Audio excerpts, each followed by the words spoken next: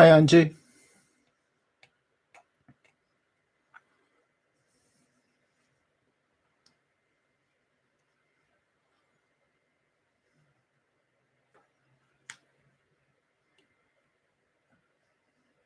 I hate that. Just hit the power button on the light pad. Drives me nuts. Hi, Helen. I'm good. Just realised I've got that cough again. So I'm still working on the same one. I think it'll be another week and a half before it's finished.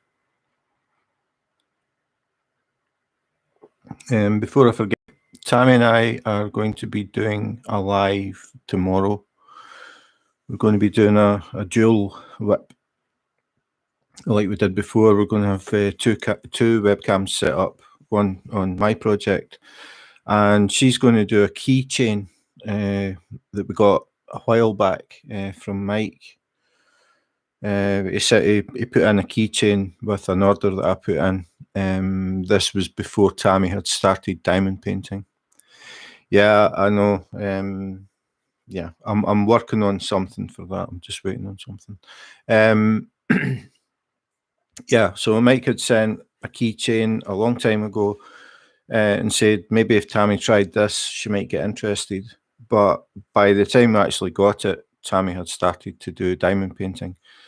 So she's been meaning to do it. And we thought about doing it yesterday, but it's just awkward try to do that with the setup that we use when we're on together. Basically, because of the lights and things, it makes it awkward for her to get into her seat on her desk. So we're going to do a dual WIP, and she's going to be working on the keychain. It's all like special drills. It's not like normal drills. It's all little gem type things. So she's going to do it tomorrow.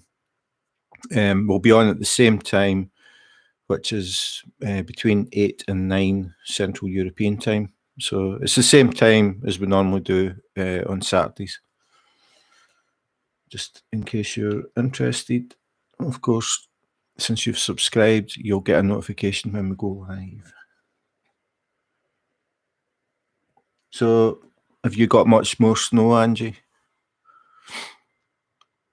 Hi, Nicole. I just noticed your comment. Thanks for dropping in. So I'm basically just doing a WIP and chat, probably more chat than WIP. I can't do both at the same time, or I'll lose track of what I'm doing.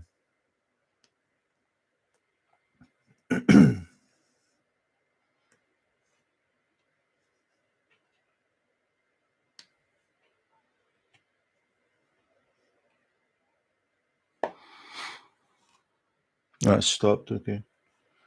It's still really cold here, but it's just the occasional flake flying past the window. But there was a report that Denmark is going to be getting hit by a snowstorm, but I think it's mainland Denmark. I don't think we're going to see it. We tend to miss the worst of it. I think it's because we're on an island. We've got the salt air. I think that helps. Now the sun is out, so was the snow a good thing or a bad thing for you? Some people like it, some people hate it.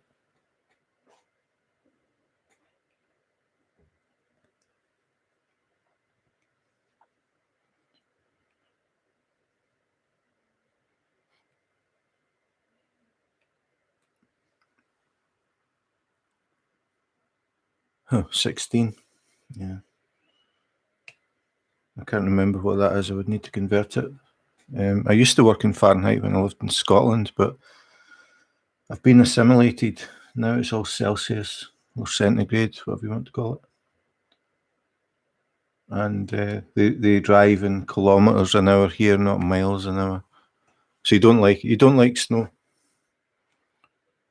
I quite like looking at it. I like it when I'm sitting inside and watching it, or looking outside and I can see it in the trees. It's quite cool. But I don't like it when I'm driving.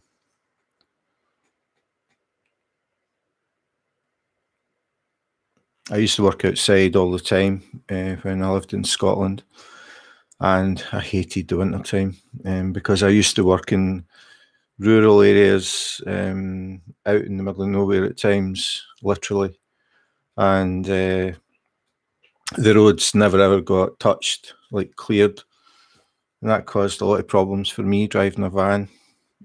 And I used to go down chambers under the ground and work where it was like -8 regularly. Try to work on something with bare hands and couldn't pick up screws and couldn't feel a screwdriver and that sort of thing. It wasn't much fun. -8, yeah. I don't know what it is now. I'll check my phone.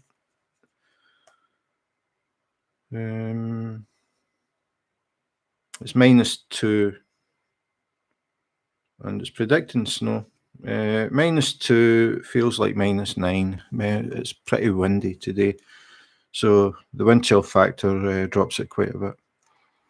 Not as bad as it's been. The other night it feels like -12, but I did see somebody post a picture somewhere from their phone, and it was something like -35, feels like -52. So I'm not going to complain.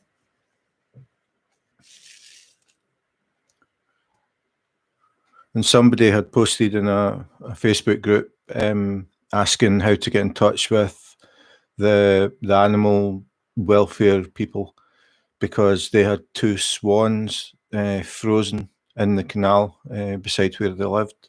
So they had a picture they had taken.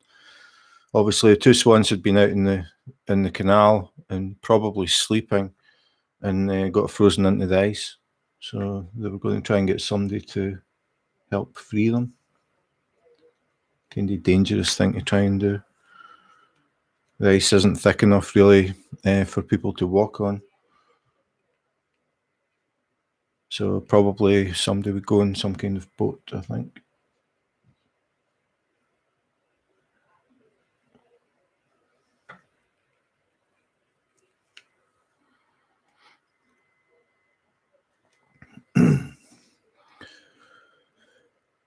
Helen is in Scotland.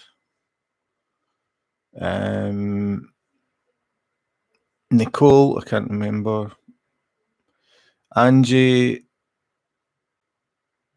is in Washington or something.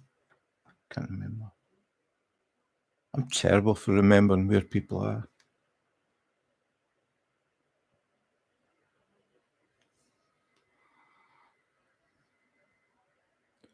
Connecticut, that's another place I have no idea where it is.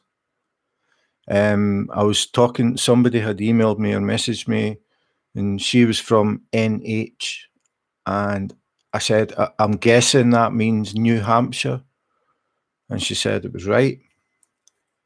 Oh, Maryland, yeah, that's right, we spoke about that last night as well. Yeah, she said she was in NH, and I said, is that New Hampshire? And she said, yep. And I said, okay. I said, that was the only thing I could think of, but don't ask me where it is on a map. So I Googled it last night. So I know where New Hampshire is now. It's up in the right-hand corner. And the largest city is Manchester. So now I know. So now I'm going, I did it again. Now I'm going to have to look to see where Connecticut is. I know where Texas is and New Hampshire. And that's pretty much it. American geography is not my strong point at all.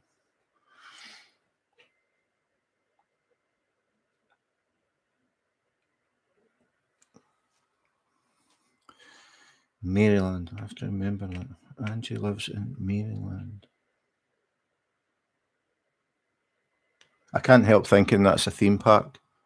Like you've got Disneyland in Maryland.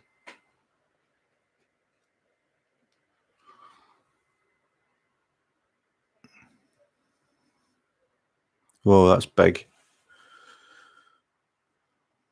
66 colours, yeah. The most that I've had so far is 90. This one actually only has 35. 105 by 70. The largest one I've done is 100 by 80. But I do have one, it's 155 by 60, I think. But 90 is the most colours so far for me. I've done one and I've got another one with 90. I've got one with 89. And the diamond painting gym one that I'm working on, not this one, the one that's sort of suspended, it's got 80. Stirling Castle, yeah, I've been there, yeah.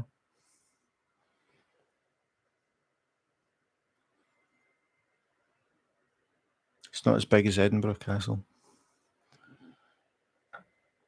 But it's really nice up around Stirling. It's a nice place.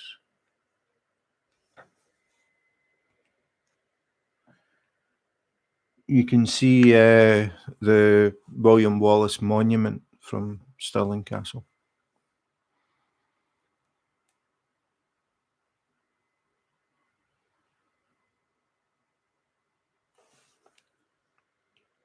Nice place in the summertime.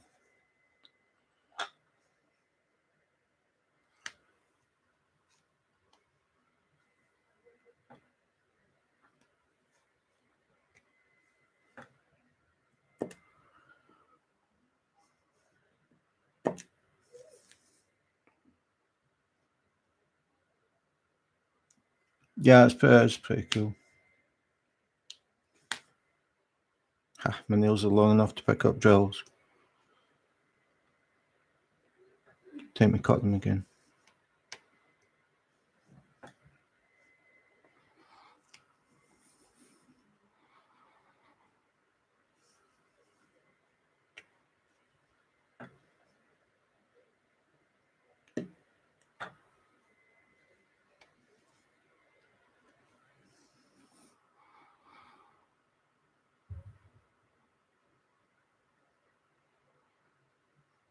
Oh, I wish I had one more section left.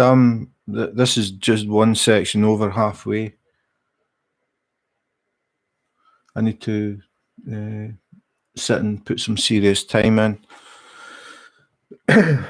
This one, it actually goes not too bad when I actually seriously sit down and work on it. But for whatever reason, I haven't really been working on it as much as I normally do with them. Just sort of get sidetracked by the real world. I just had a lot of things going on just recently. But I'll try and have a good go at it this week. I don't think I'm going to finish it. In fact, no, I'm not going to finish it this week. Maybe next week. And then I want to do my mystery diamond painting. It's a small one. I can't even remember how many colours were in it.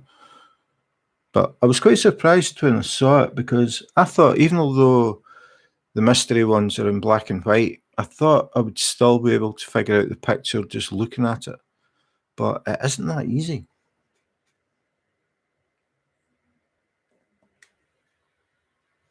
So once I finish that one, I'm going to go back to the diamond painting gym one.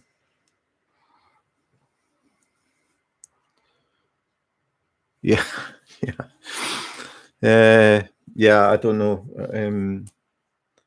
I'm doing this one. I'm doing the mystery one. Then I'm going to finish the diamond painting gym, and then after that, I'll be in the same position. Not really sure what I'm going to do.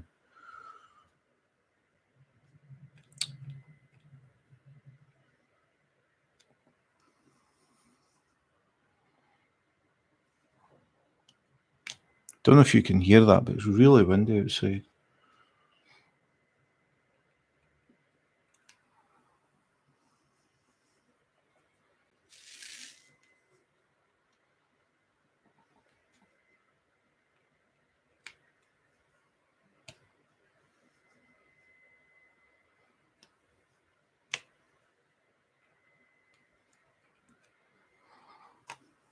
So I tend to go quiet. If everybody goes quiet, I go quiet as well. So if If you want to chat, feel free. And if you don't, feel free. I don't really have any agendas when I come on and do these things. Just basically, I'm just sitting, working on whatever I'm working on. And if people come in and want to talk, that's cool. So pretty open to talk about anything except politics and religion.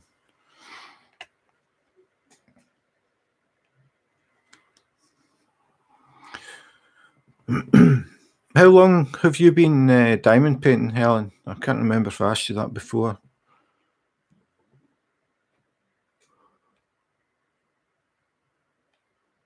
Oh, you can hear that.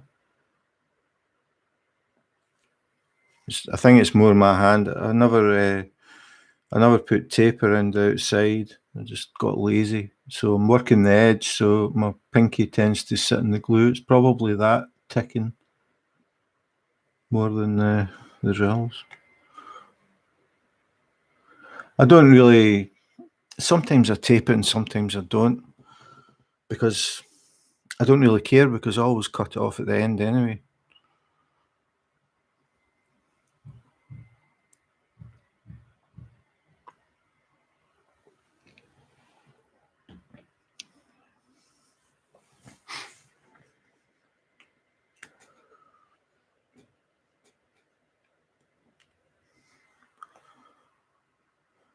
Two years, so yeah, quite a long time. I think Angie said she's been doing it about 4 years. So I'm the new kid on the block. Just a year.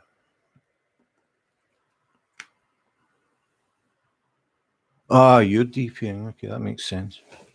And what do you use in your pen? Do you have a magical formula? Or do you just use pink wax?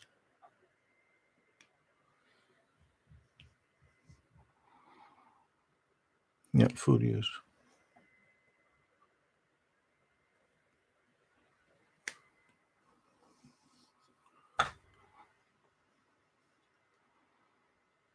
So where did you order Fuji Flora, Helen?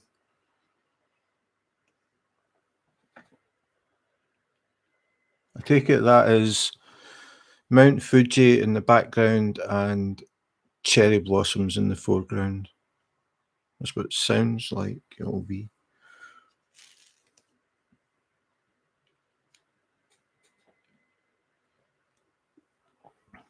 Micro dots, yeah, I've still to get them.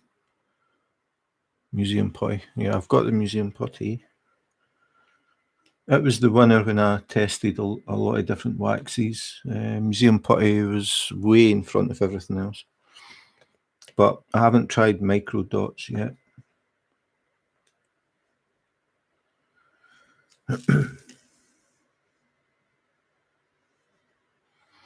Yeah, I'm finding some of these drills are bigger than the rest. That's the only thing. But they're not bad. They're not. They don't have little tags on them. Some that I've had from different companies have been pretty bad. A lot of them have the tags, which causes the drills to start pushing each other. But every now and again, I get a drill that's like a mega drill, so I have to check them.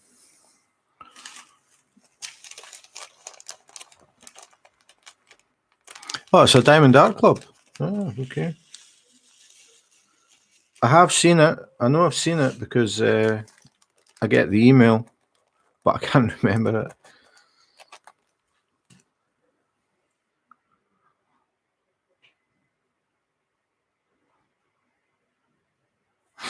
Oh, I thought I was going to sneeze then. Every time I say to Tammy I'm going to sneeze, she says, "Do it." And I never have.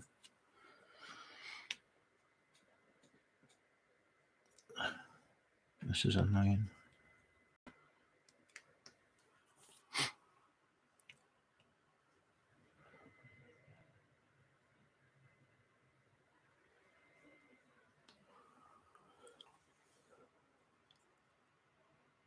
How long, roughly, is a really long time? Are you talking days, weeks?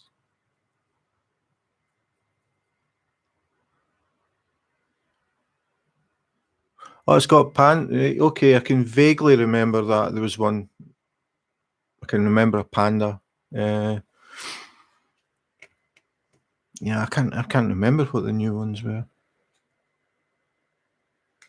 I saw the saxophone one, and I clicked on it and had a look at it, but decided not to get it. This is where I get lost. I don't really remember the artists. Chuck Pinson. I remember that one. Is it Chuck? Chuck Pinson?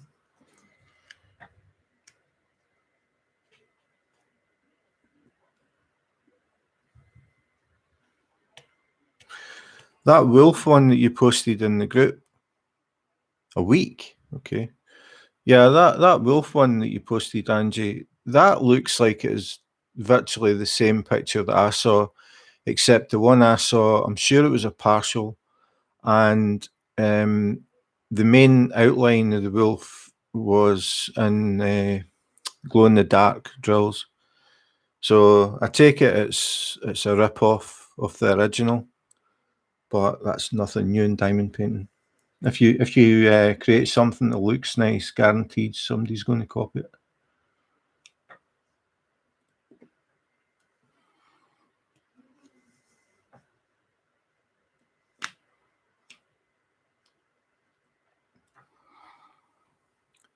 Dominic Davidson.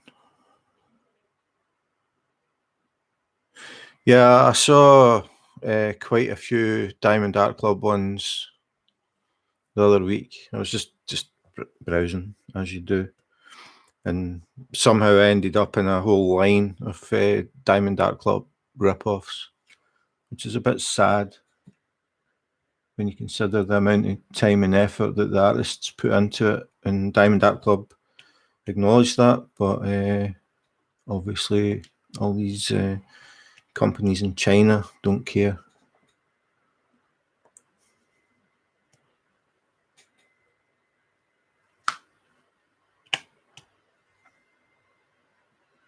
And also think that sometimes people might think they're actually buying Diamond Art Club when they see the pictures. I think they're going to be sadly disappointed.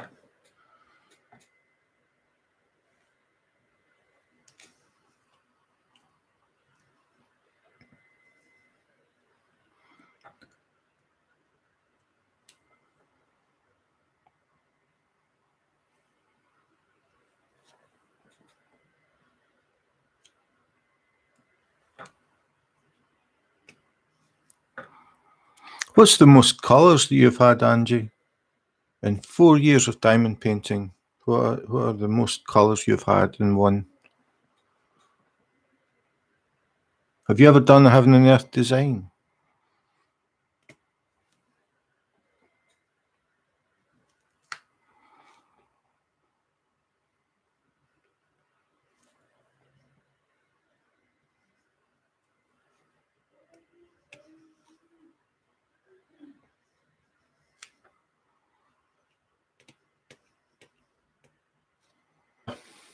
Yeah, they get a cease and desist notice. But that doesn't always really help. I spoke about it before. Tammy works in that sort of trademarks and copyrighted type stuff, intellectual property. And her company chase counterfeiters as well. And a lot of times all that happens is the place closes down and opens up in a different street and starts again. And then they have to find them and raise another notice. It costs a lot of money to do that because obviously you're getting lawyers involved. Hi Helen, welcome back. No Heaven and Earth designs yet. Yeah, I mean, I think out of all the diamond paintings I've seen, the Heaven and Earth designs are probably the most intricate that I've seen, but they are also the largest. Some of the detail in them is just unbelievable. Really, really like a picture.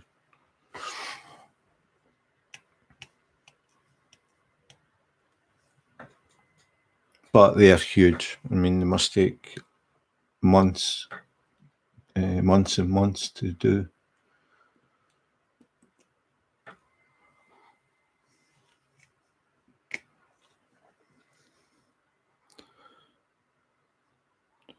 Was he trying to figure out what with the Heaven and Earth designs?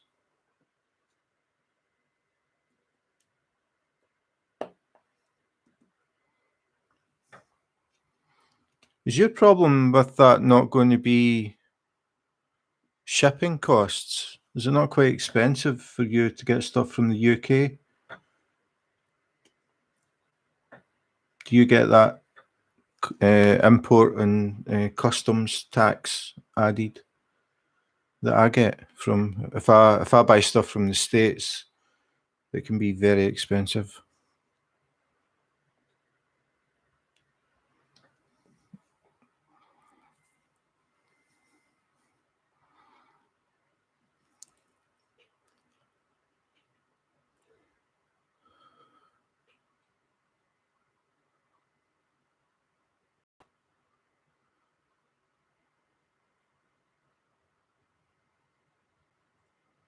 And then things have changed with the UK as well. Since you've now left the EU, I've noticed quite a bit of chatter going on about having to pay an extra tax, which is we we do that in Denmark, and we're still in the EU.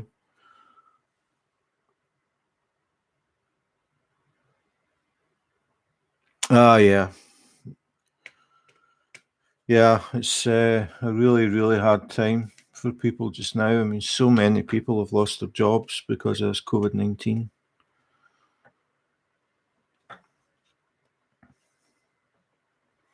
But you've got enough in your stash to do the next 10 years, haven't you? I don't think you're going to run short of diamond paintings anytime soon.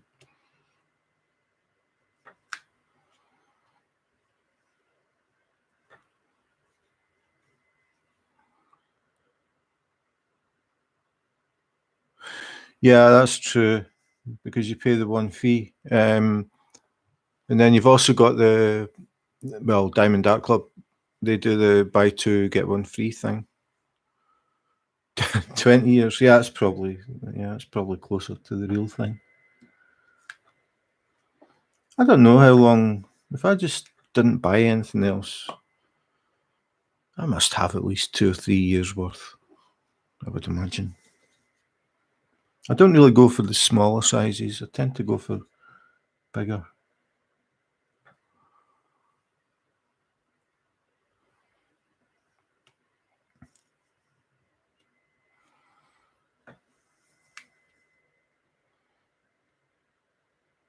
Yeah, I heard that DAC stands for Diamond Angie Club.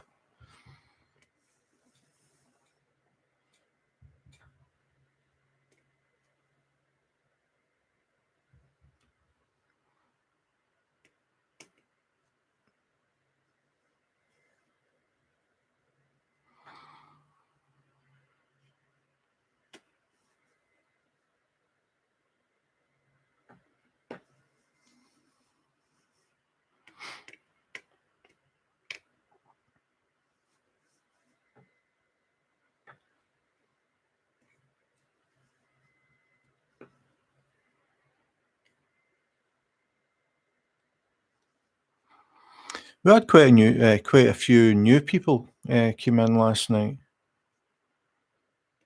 It was good to see. More names and places to try and remember.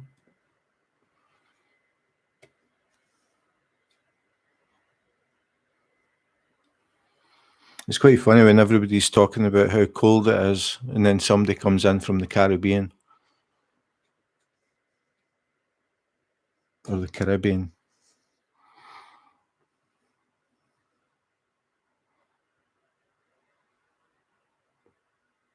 Yeah, I don't know what the sort of average number of colours is. I would imagine somewhere between 35 and 45 would be average. I did one that had 12 colours. And it was a 60 by 60. It wasn't a small one.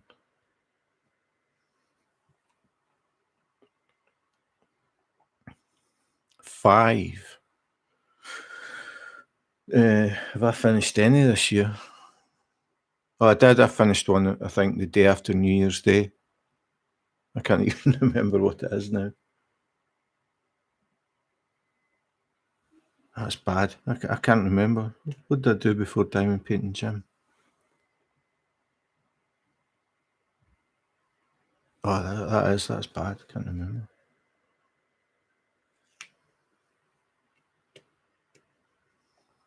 Oh, Hans Christian Andersen, I think. That had 90 colours. And that was a 80 by 60, I think.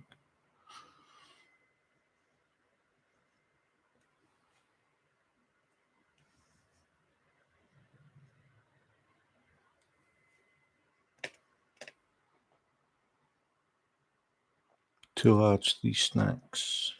Well, I would say the mystery one I've got is, I'll check, snack size.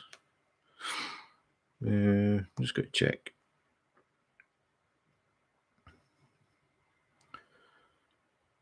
Um,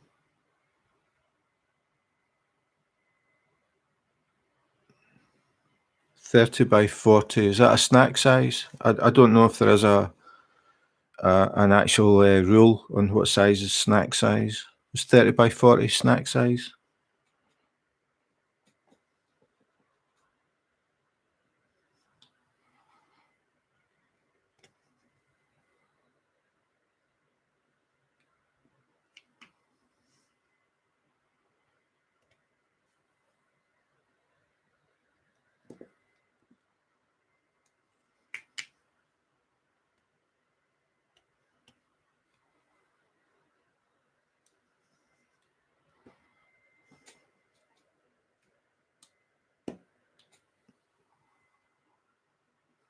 Thirty by 40 or smaller. Okay. The smallest one that I've done was an owl. Just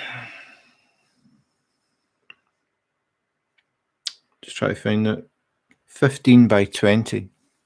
That's the smallest diamond painting I've done. And 80 by 100 is the largest so far.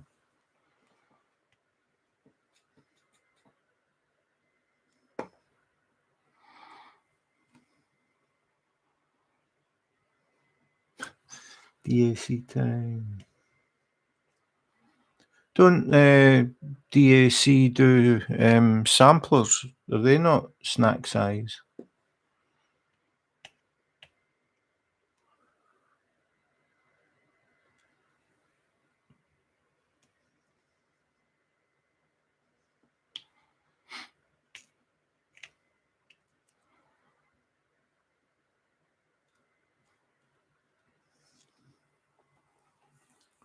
Oh, lockables. I take it there only is one lockable.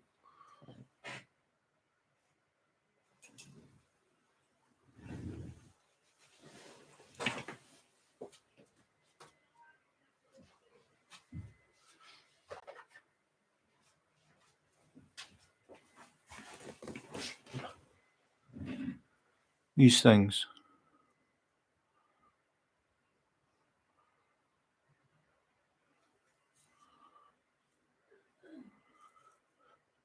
I've used them. In fact, that's the one that I used with the one that only had 12 colours. Or was it 12? Maybe it was 11. Yeah. I've got mixed feelings about them. Sometimes I found when I was pressing they've got the spring the button at the end there. Sometimes I was finding it kind of like when I pushed it in and meant to pop up the section I wanted to open, it didn't open that easily. I find that sometimes some of them feel kind of tight, and I was thinking again, people that have got problems like arthritis or just hand problems might find them difficult to open.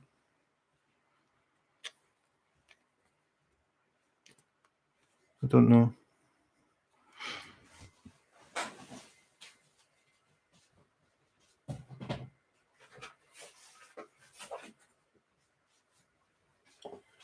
Did you get some of the big ones, Helen?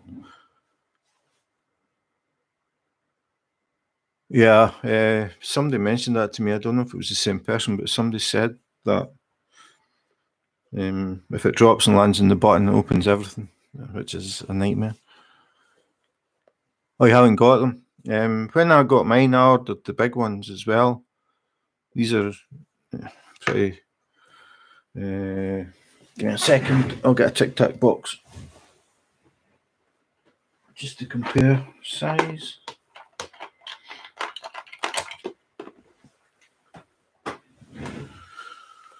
I'll be able to put that. There's enough drills there to keep them off the glue. So that's the size of the extra large, and then that's the size of a Tic Tac box.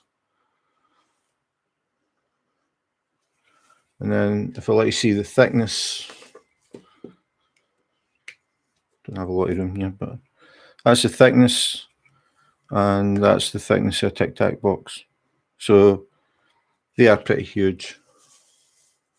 They're handy when you've got a lot of white, black and white. I had a lot of black and white in that one, and it was 11 colours. Why is that back to front? Anyway, it was 11 colours I had in that 60 by 60, and I still haven't put the drills away. I hate setting up, and I hate setting down, if you want to call it that.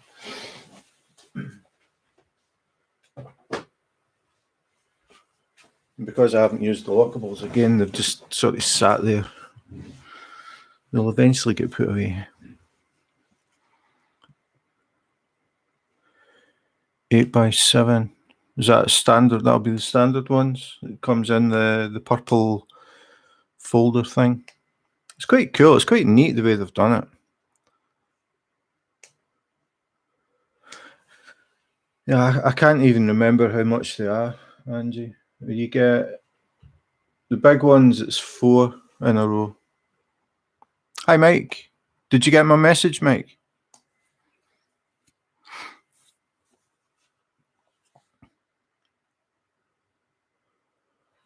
I haven't checked to see, but I sent a message just before I came on.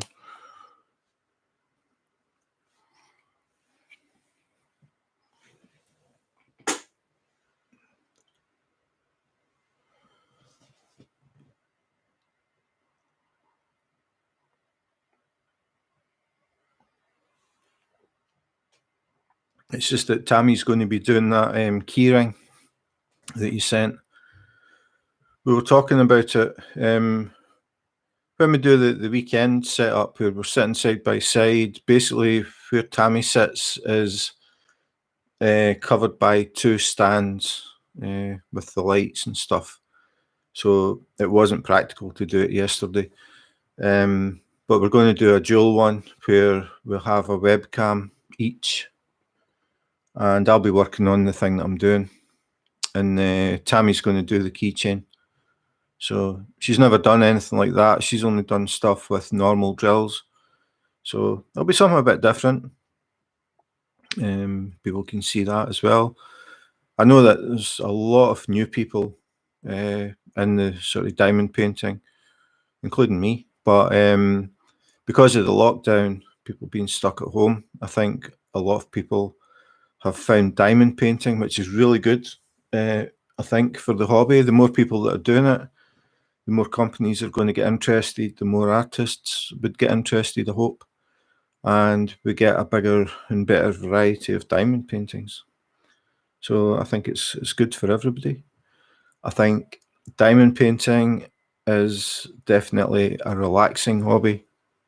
It is a very addictive hobby. I still haven't figured out why we buy. Angie, you can answer this.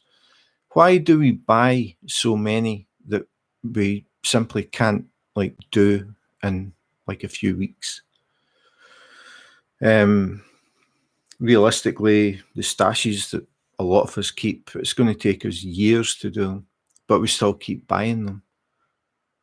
So, what do you think the reason for that is, Professor Angie?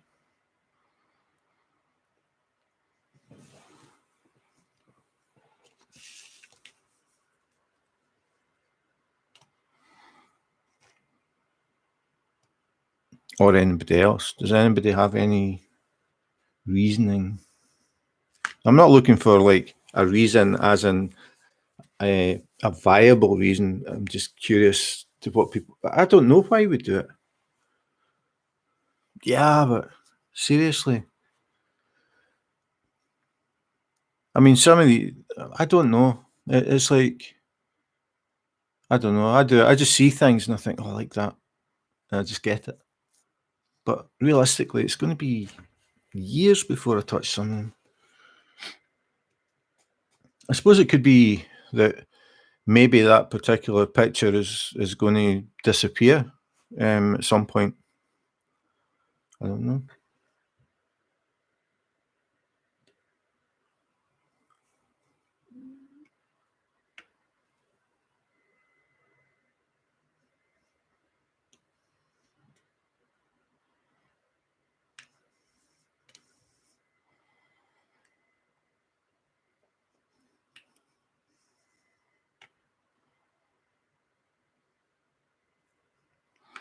I mean, when we were talking last night about the Diamond Art Club, and what was that one that was mentioned?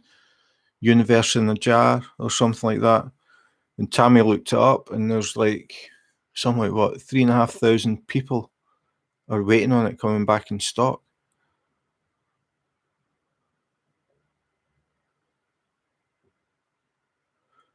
That's true. Yeah, that's true.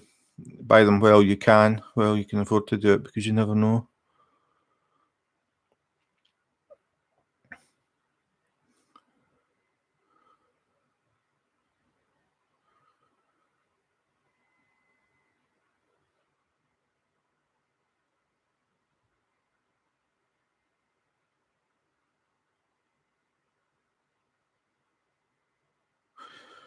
What was it? What was that you bought, Helen? It's kind of hard when I'm following different strains of conversations. You talking about the lockables?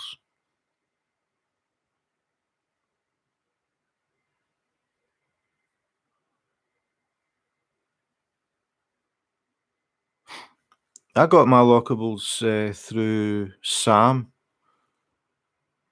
at Painting with Diamonds. Yeah, paintingwithdiamonds.co.uk. Sam, she had them. I think she still has them. Just in case you're ever looking for like maybe the bigger boxes or something, it'd be worth contacting her.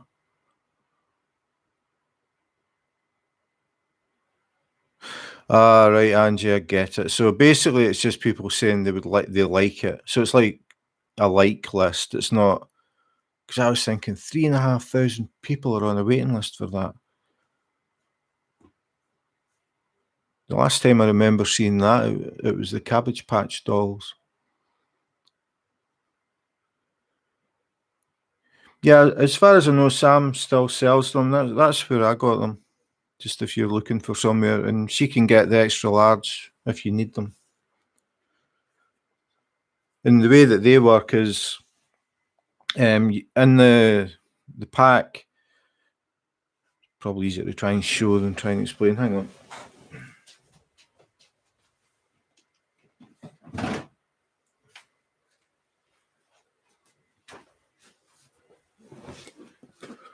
I'll just show. So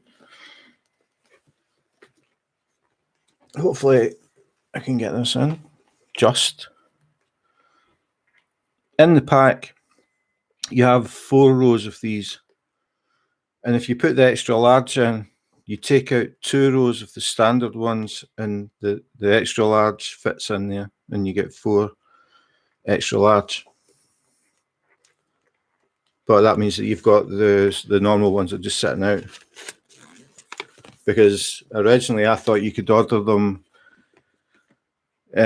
like with extra large in them, like rather than having the standard size, you could have 4 rows of standard and 2 rows of extra large, but that isn't how it works. It's when you get them, they come in the full thing like this, and they come with the standard sized ones in them, but you can order the XLs extra.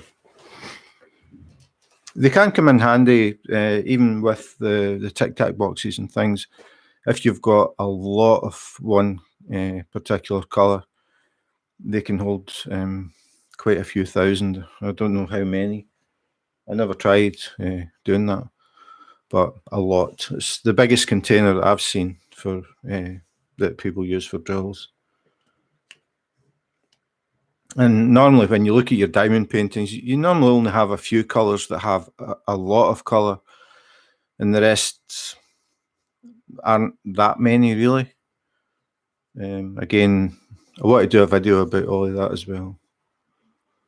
Sort of like just how many times do you need more than, I don't know, 2,000 of a colour? Then it depends on the size of the diamond painting, I suppose, as well.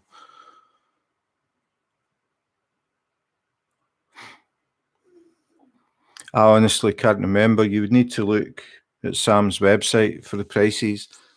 I don't really talk about the prices because prices vary. And if I'm doing like YouTube unboxings, I think, did I do the lookables? I did an unboxing of 6 kilos of accessories or something, I called it, from painting with diamonds. I ordered quite a lot of stuff at the one time. And I don't really mention the prices because the videos, I mean, those videos will be sitting there for a long time and prices change.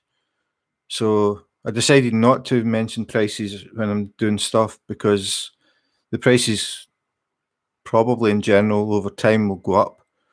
And if people are looking at the video and I say they cost whatever, say £28, and 2 years from now somebody's watching that video and they think they're £28, I mean, the chances are they're going to be more expensive, but they could also be cheaper. I mean, prices fluctuate. But I just thought I'd normally talk about whatever it is I'm looking at, and people can see it, and then they can go to the website or other websites and compare prices and things. Because I think that's what most people do. You would put in the name of the thing you're looking for and browse different places to see where you can get the best price. So the unboxings are more to try and let people see the things and what they get in them and that type of thing. And if they're interested, they can do more research on it if they're looking for prices.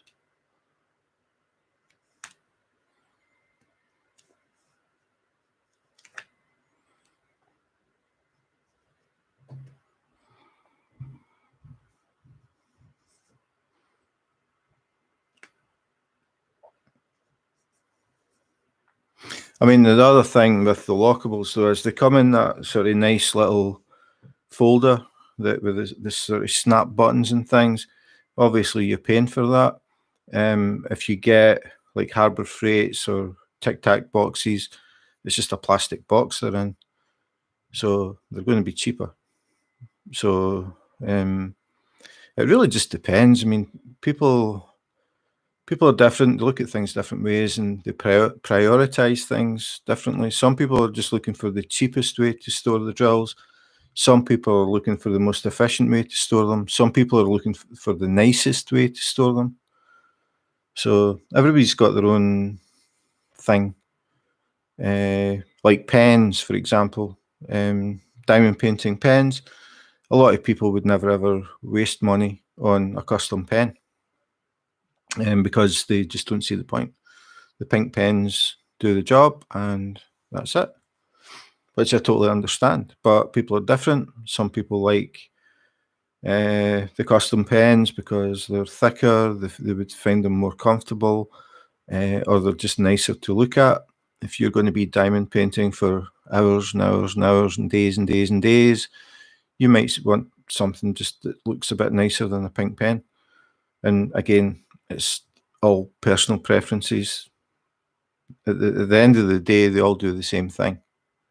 In fact, most of the customs have even got the same tip as the plastic straw, so that technically they are exactly the same. But when you actually feel them, like the pen that I use most of the time is this one, and because it's got this bulb on it, can't really get into it. Because it's got this bulb on it, I find it very comfortable, and I can change my grip different ways as well. If I'm doing it the same way all the time, I don't even notice, to be honest, but I have noticed sometimes I've been diamond painting for a while and I realise I'm holding the pen totally different from when I started. I think I sort of automatically switch positions a bit without thinking about it. Whereas if you've got the pink straw, there's nothing you can do. It's the same thickness, the same diameter. You can't really do much with it. So people that have got, like I said, arthritis would be the main one, because my mum had rheumatoid arthritis, and she had a lot of problems as it got worse holding any kind of pen. And she started, she didn't do diamond painting, it was just normal writing pen. She started looking for thicker and thicker pens because she just couldn't close her hand enough to actually hold a normal pen. And the pens just gradually got chubbier and chubbier as that progressed. So, I spoke about this before. I see these things as, for most people, a want. It's not something you need. It does exactly the same as a normal, pink straw that you get with the kit.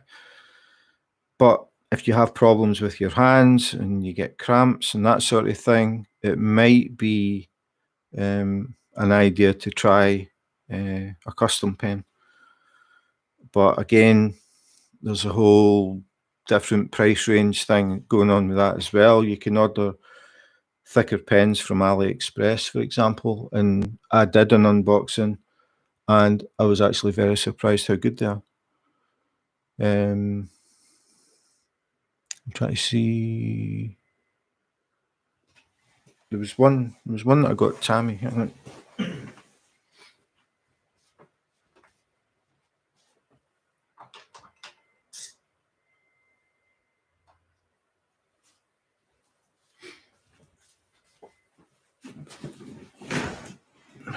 I wasn't really planning to be doing this, but since I brought it up, this was from AliExpress. Tammy's favourite colour is green, so I ordered a green one, and it's a nice pen. It's thicker than the straw. It has a little bit here that goes in, so it is slightly thicker at the front, but when you compare it to the pen that I use, massive difference. And I find that these are too thin for me. I think I've just got so used to this shape that I wouldn't use this. Feels more like a writing pen to me. I don't know. But I also got one from Diamond Art Club. So this is a Diamond Art Club one, and this is an AliExpress one. Is there much difference?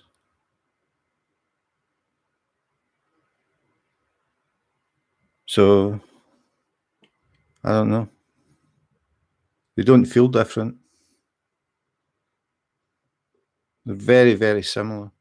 They look virtually the same diameter at the end. They've both got that sort of swollen bit in the middle at the same place.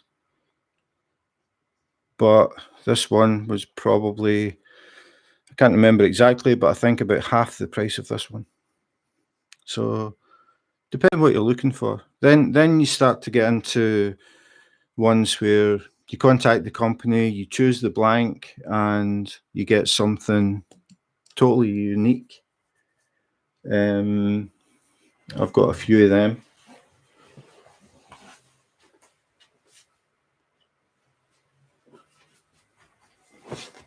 Like this one.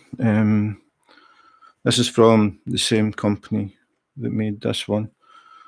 I just started browsing and I saw a blank and it had this burl wood and it had blue, and blue is my favourite colour, so I decided to get one made. So again, this is just, there's no real need for me to have more than one pen. I mean, even if I was saying it's because I find this more comfortable, I only need one, but I've got more than one. I just like them. I think they're nice things. I appreciate the work that the people put in to actually make them. I like the fact that I can choose the blank and get them made the way I want. These, I didn't want them double-ended because I don't use straighteners and I don't use multiplacers, so I like them just basic pens, really. And I've just really got used to this style.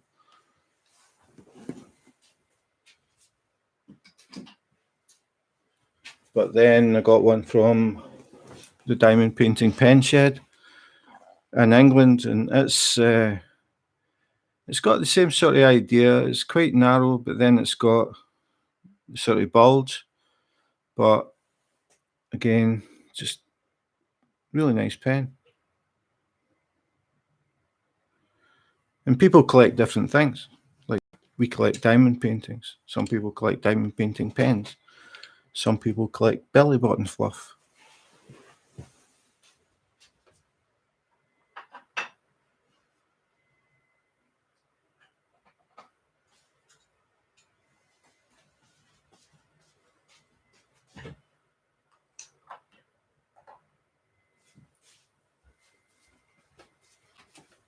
Okay, I was just putting Tammy's pens back because I get in trouble for messing them up.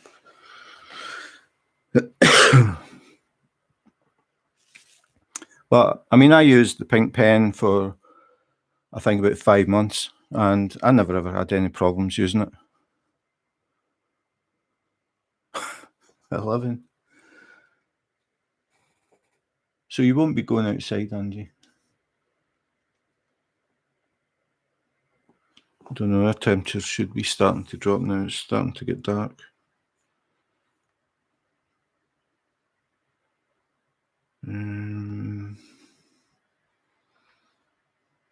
Nope. Oh, meant to be getting snow.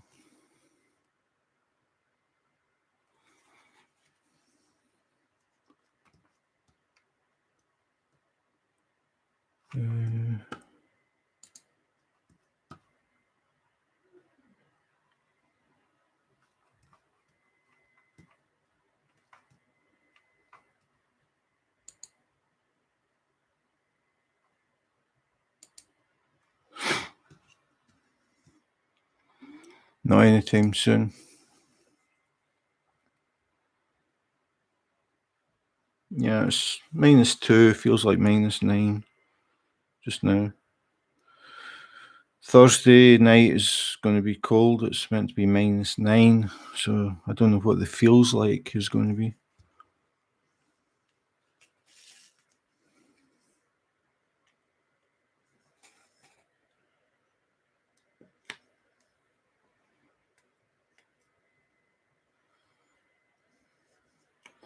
How much are micro dots, Angie? They're pretty cheap.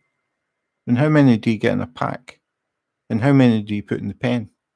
Is it just like one micro dot in the pen, or do you put more than one in it? I thought I heard somebody saying something about you push 2 or 3 in, but I'm not sure. And somebody said make sure it's micro dots you get because the other ones are too big.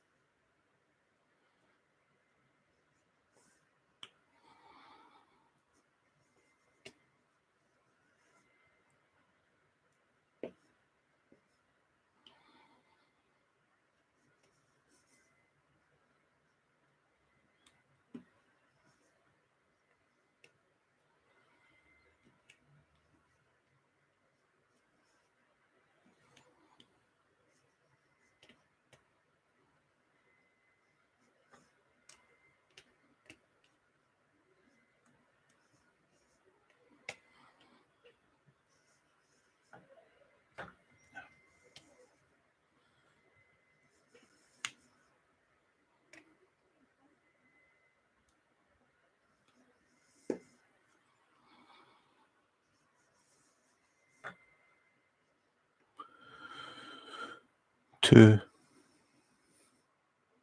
325, okay.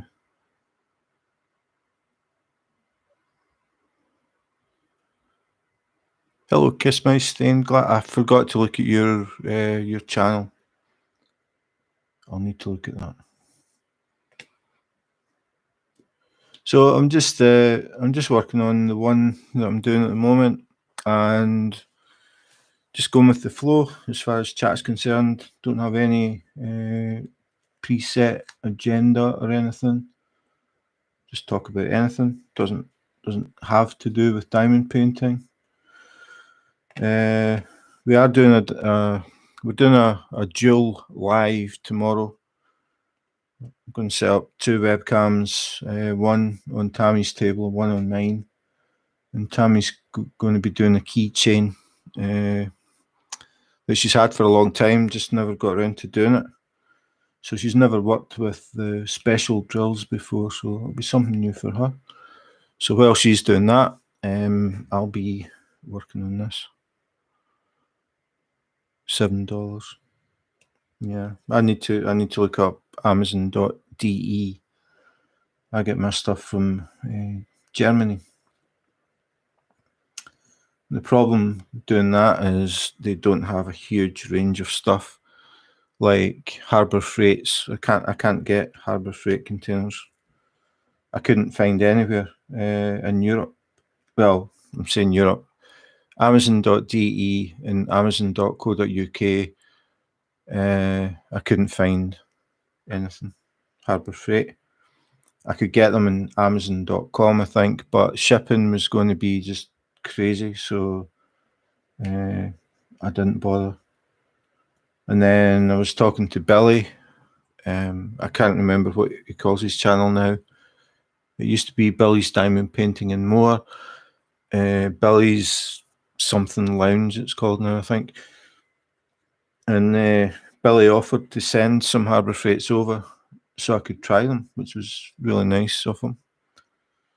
I offered to pay for them, but he said, no, it's fine, I'll send them. So he did that. So that's how I got my Harbour Freights. So I've been using them, and just like all the other things, I'm sort of making mental notes of the different things I use. And I will be doing some YouTube videos talking about storage for drills, or storage when you're using the drills, not like for keeping them. Oh, okay, I don't know where I saw them then. It must have just been, maybe it was I put in Harbour Freight, and then I was getting all these like .com places. But I thought I saw them. I'm sure I saw them other places. It wasn't just Harbour Freight. I don't know. I'd need to check that again. I'm sure there's other companies that sell them.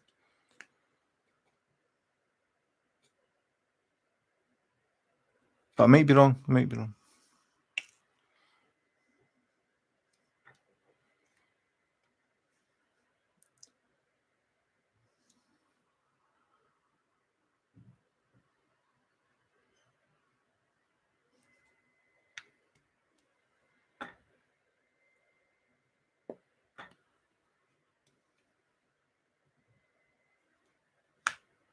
I'll Google it, Angie, and I'll message you, and I'll send you links to all these other websites that sell them. Says he, hopefully. Yeah, it's just I'm sure I saw them mentioned in quite a few places, but everywhere was in America. That's why I was thinking I saw them in Amazon, but probably not.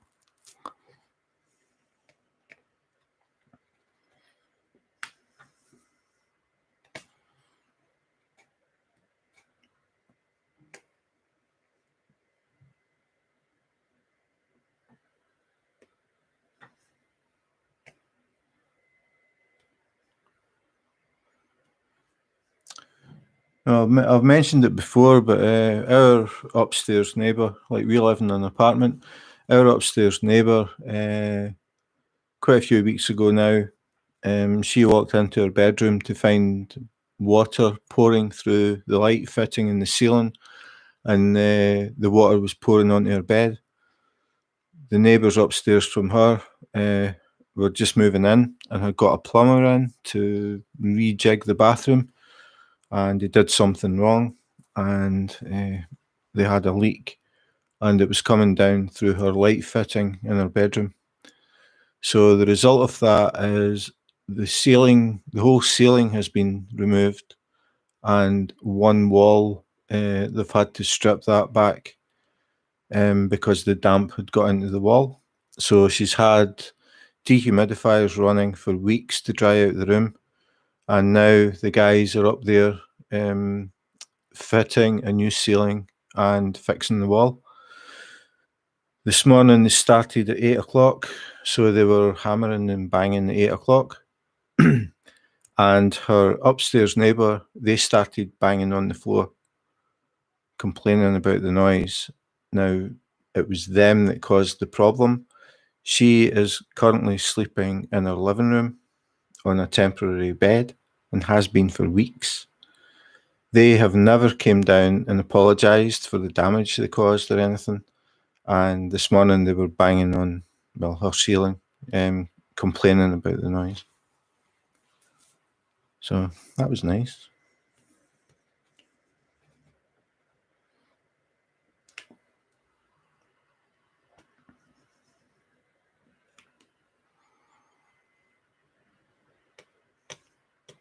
I mean, the lucky thing for us is the fact that the water came through the light and was going onto her bed, because it absorbed the water. If it had been, if she didn't have the bed there, that water would have came down into our apartment as well.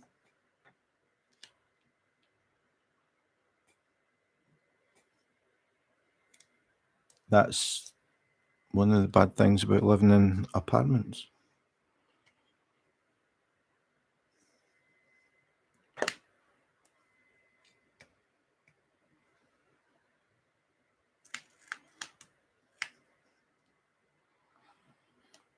Yeah, I mean, I know that Tammy mentioned it before in one of the lives, but I think it's really bad. You move into a new apartment and you cause the downstairs to get flooded. Hi, Lisa. How's the finger? I haven't spoke to you for a while. I hope all is it's all healing nicely.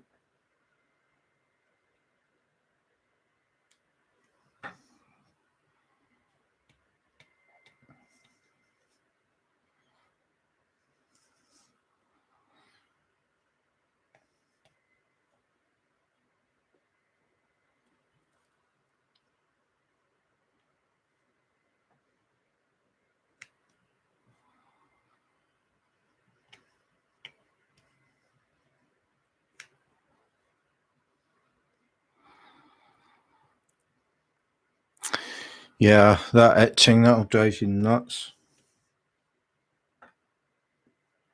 I broke my wrist a long time ago, and I had my arm in plaster, and it drove me crazy. I had a knitting needle that I would slide down in between my arm and the plaster. Hated it.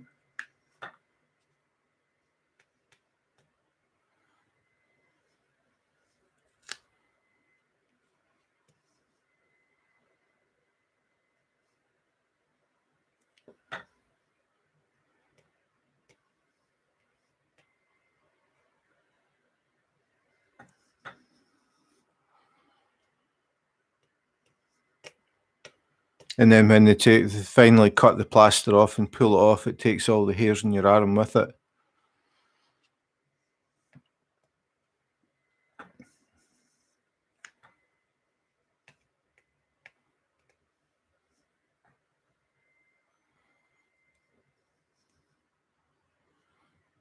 And when the when the guy was taking the plaster off, it was like a full cast. It was like from my elbow, all over my hand, around my thumb.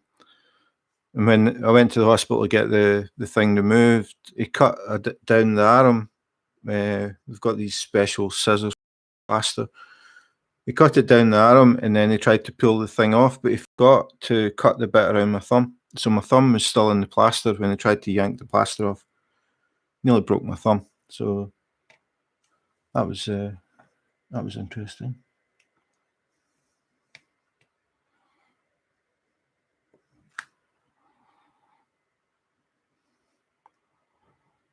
Yeah, it drives you crazy, that itchiness.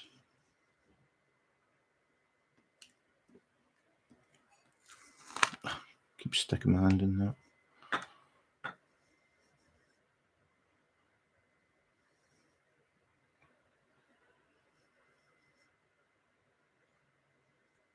I'm getting to the point where I know there's some left, but it's just finding them.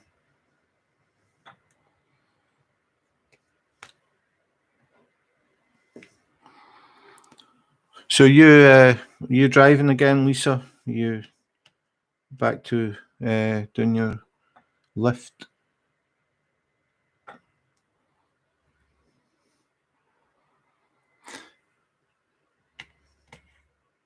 Yeah, that's the thing. It's I mean, that was a long time ago. I think I was 15 or 16 when I broke my wrist. I was cycling. I was going down a really steep hill, and of course, being 16, you don't worry about coming off the bike. And I was standing up and cycling as fast as I could, and going down a hill.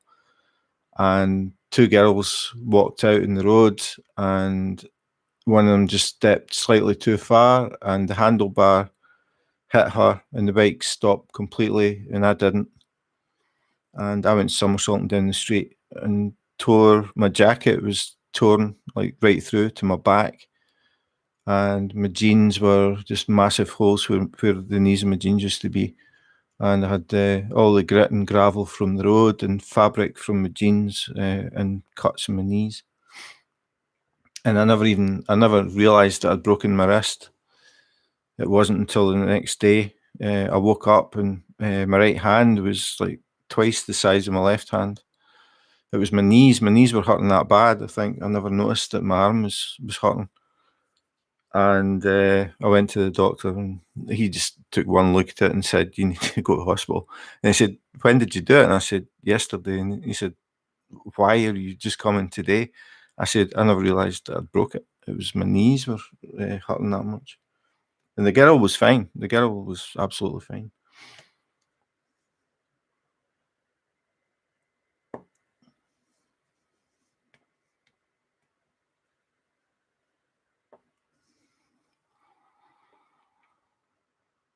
Yeah, yeah, yeah. I mean, I think if you get like a fracture, it depends how it breaks as well. If you get like a splinter where it sort of splits along the bone rather than straight across it, that hurts because the two pieces rub against each other. But the thing was they couldn't say exactly where it was broken because there are so many small bones in your wrist um, that they said it was obvious that something was wrong. So they put it in plaster for I forget how many weeks, and when they took it off, everything was okay.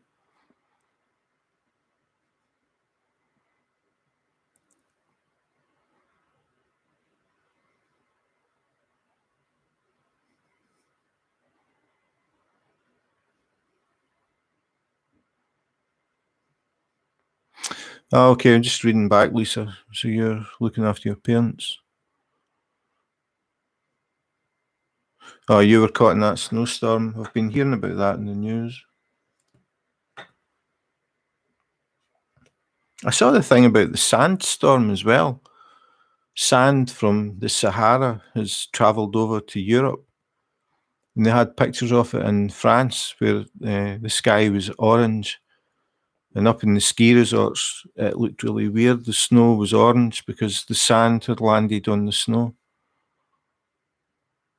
Oh, it's gone already.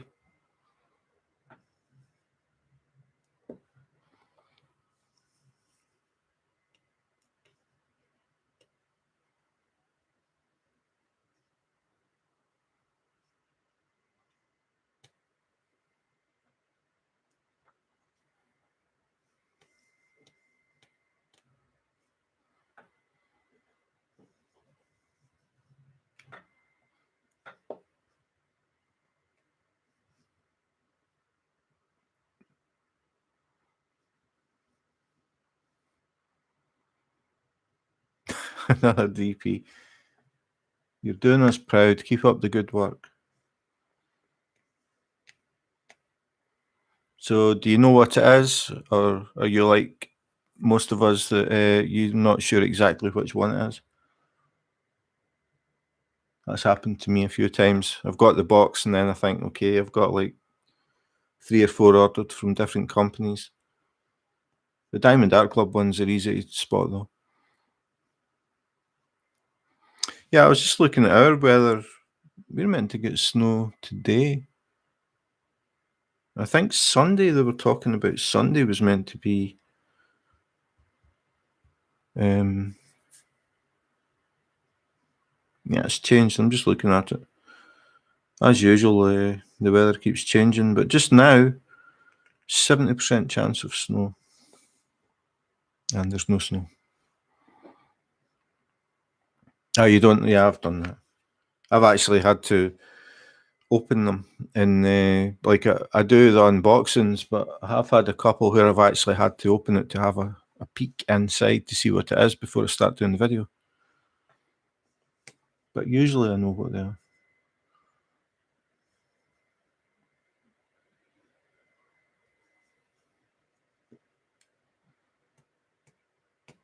That new company in England sounds quite interesting.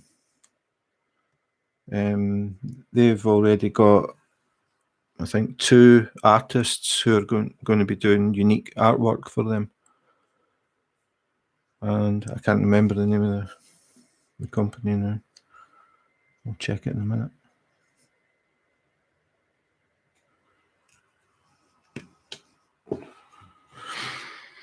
Because I contacted them and they were telling me that they're doing commissioned work, which is going to be cool, something new.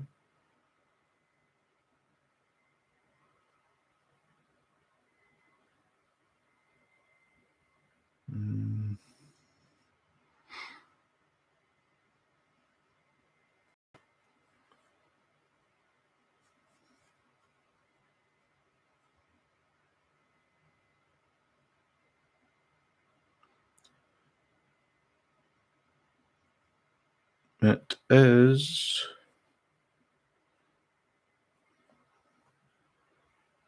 diamondartstudio.co.uk. Oh yeah, that's right. When I get Toblerones, I know where they come from.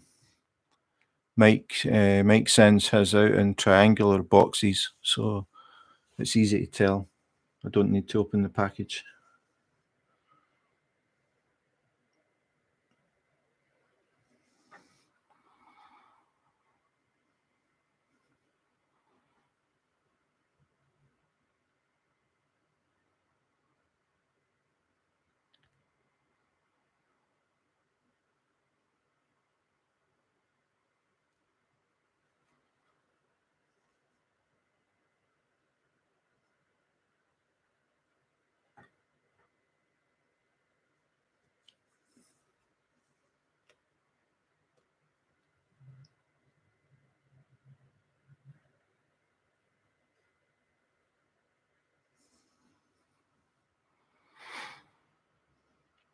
Good morning, Chef Diamond. Well, I should say good afternoon for me. It's just after 4 p.m. in Denmark.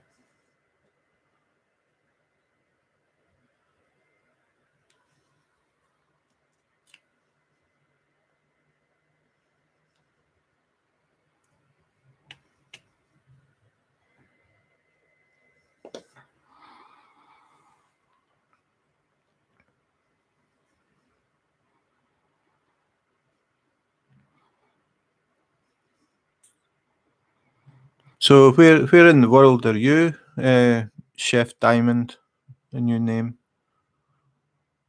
I'm always curious to where people are when they come in. It's quite interesting. Raw Diamonds. Never heard of them. So is that rawdiamonds.co.uk? I take it. Seems to be an awful lot of diamond companies.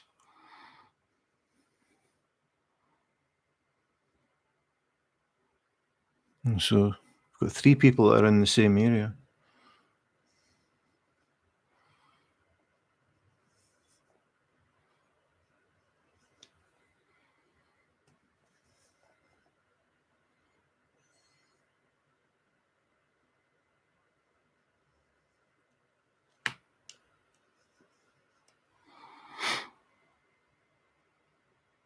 Ah, okay, Laura. I'll forget. I'm just warning you now.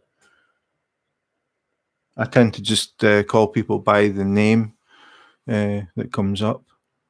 I find it gets too complicated trying to remember everybody's name. I did the same in Periscope.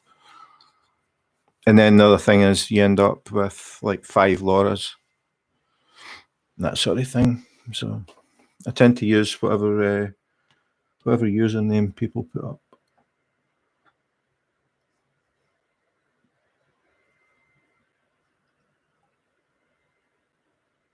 I think we've already got 2 or 3 Lisas.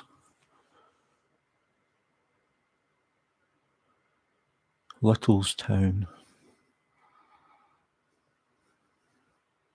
No problem. Ah, okay. A chef. Nice. So how long have you been a chef?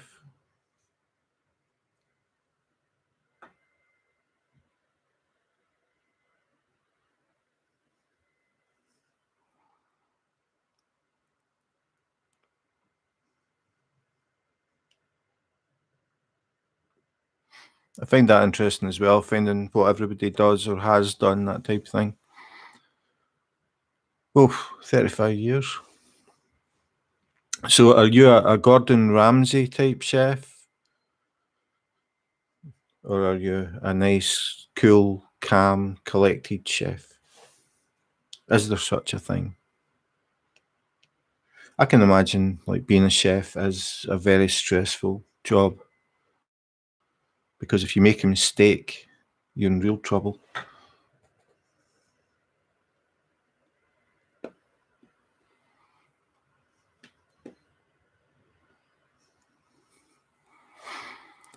So do you work in I don't know, like a hotel or a restaurant, or I imagine it'd be a restaurant.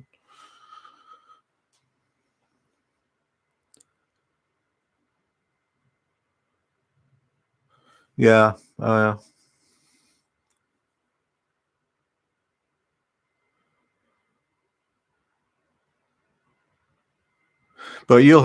do you have minions? I mean, I take it you've got minions that wash the dishes and prepare the stuff. Or you've got your own private kitchen. So do you have staff? Because I always imagine chefs, you work your way up. You start off at the very bottom and then you work your way up. And then once you're established, you're basically a supervisor more than anything. Oh, you're solo. Okay, well, that's even harder.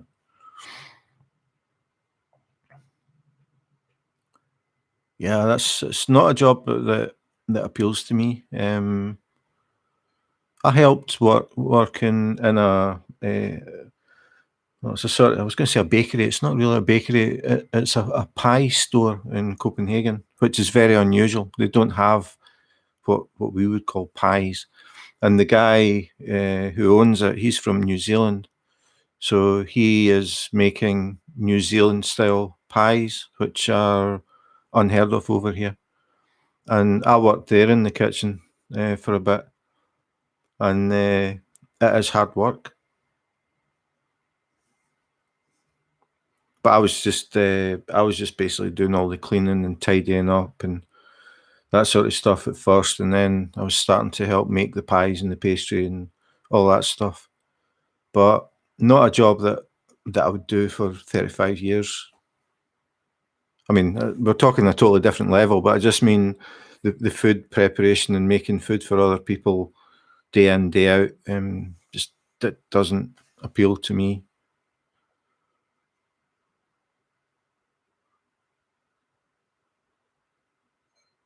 So do you have like your own like own dishes, like things that you make that people can't find anywhere else, that sort of thing? Or is it more traditional recipes that you do? Because to be honest, I don't know what a French chef style is.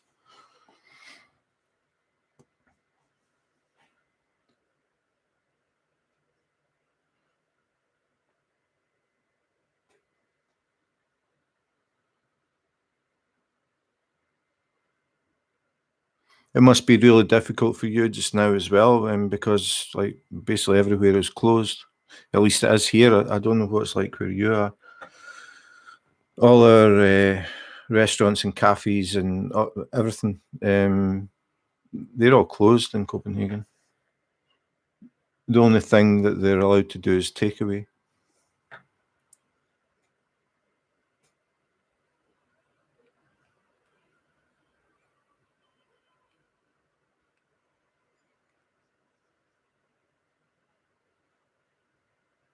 I think I've got them all.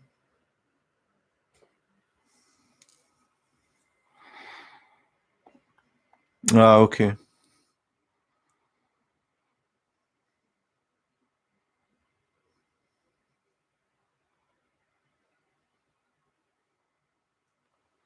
That's interesting. Tammy will be interested to hear that. Tammy's my wife. We we do. Oh yeah, it's Laura. I've got to say, I keep thinking there's somebody new because of the new name. She likes to cook, like just cook, like not chef standard, but she likes to cook. And we did videos when I was doing Periscope. We did live streams where Tammy was making things and people were watching, and she would make some traditional Danish dishes, and people could watch. And the idea was that hopefully they would maybe try and do them. Some people did. Some people tried them. I quite enjoyed doing that. The plan eventually, if I can get enough like followers and all that stuff to go mobile, is to maybe do some of those things on YouTube.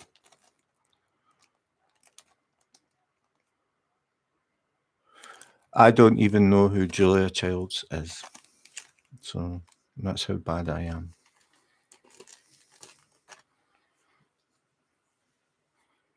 I know who Gordon Ramsay is. I really don't know anything about that side of things. I like to eat food.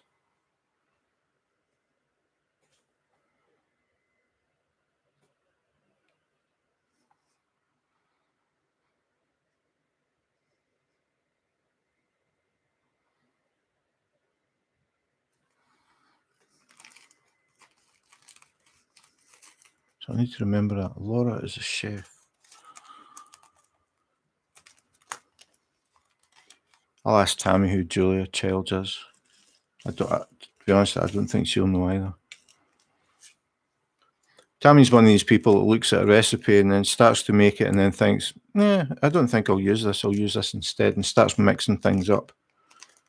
I wouldn't do that. I would just follow it step by step and be scared to do anything with anything. But she likes to sort of tweak things and change things.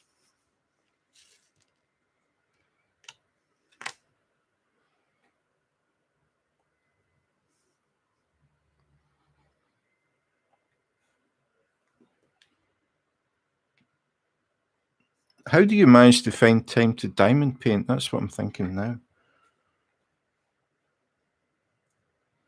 I suppose diamond painting could be a good way to relax from that.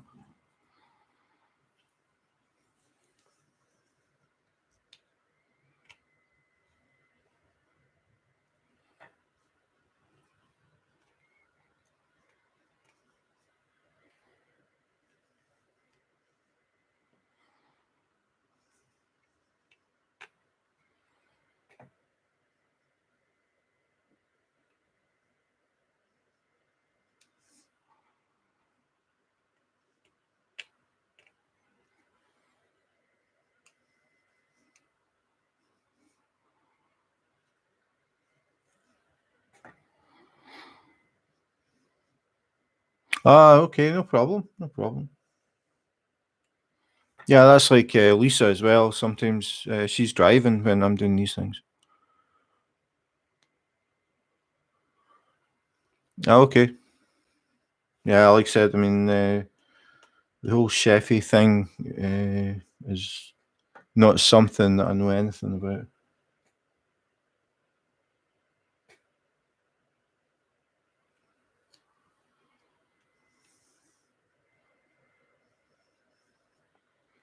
Jamie Oliver and Gordon Ramsay, that's it. And it's only because they were on the TV all the time in the UK.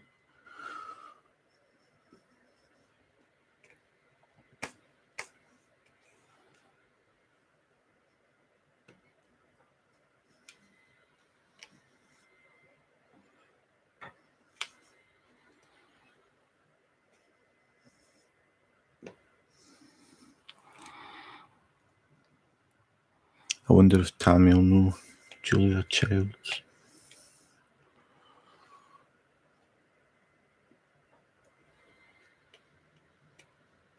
So, are you back to driving again, Lisa? I think I asked, but I never noticed if you answered. Oh no, sorry. Now I remember. You're looking after your parents. Yeah, memory like a sieve.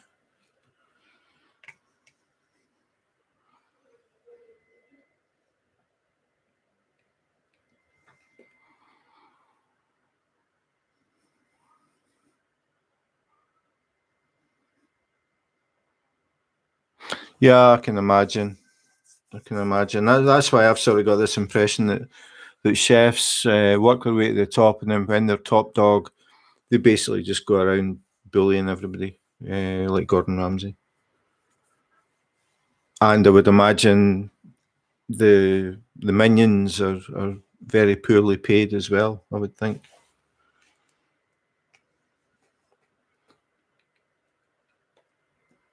I think it'd be a very stressful job, I think.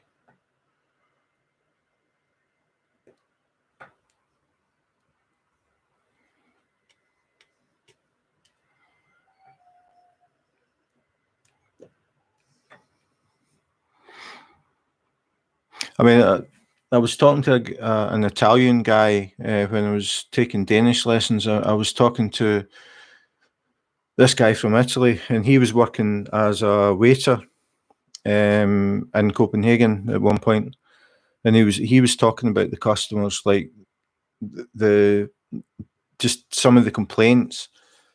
Somebody asked for sparkling water, and they complained that there were too many bubbles in it. Somebody asked for a fish dish and said it was too fishy. I can't remember. He had quite a few.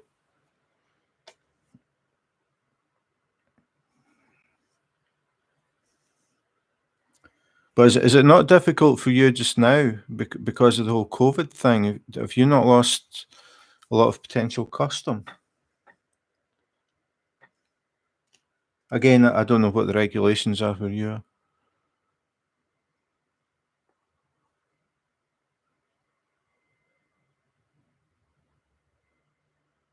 Okay. Yeah, that's bad.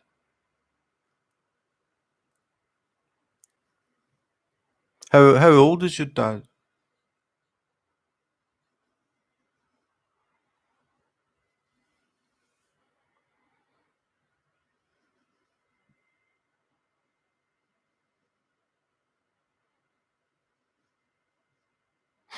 My dad had cancer of the esophagus. He passed away about a year and a half ago. Okay.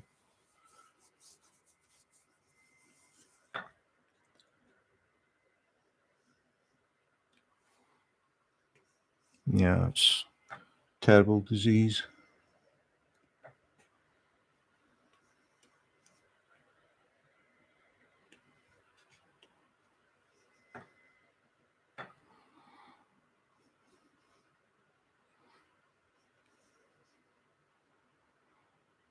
Oh yeah, that's right. I remember you mentioned it briefly that you'd had cancer. Yeah, my dad got cancer of the esophagus, and my sister had breast cancer. She had to get a mastectomy, but she survived that.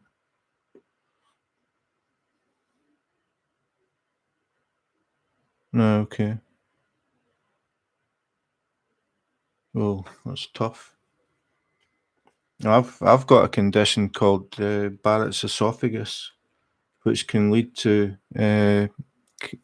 cancer of the esophagus, which is what my dad had.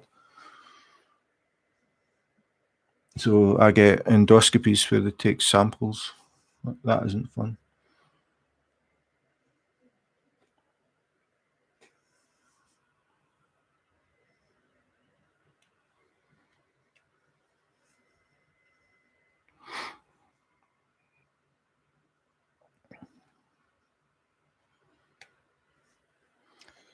Yeah, my dad ended up getting an operation. It was a 16-hour operation, and when they removed the tumor, it was a lot bigger than they were expecting, and they had to actually call somebody else into theatre to help lift it out. And said it was the size of a size of a melon. And he survived for 4 years after that. But they didn't get all of the cancer, and they said that they couldn't do anything more.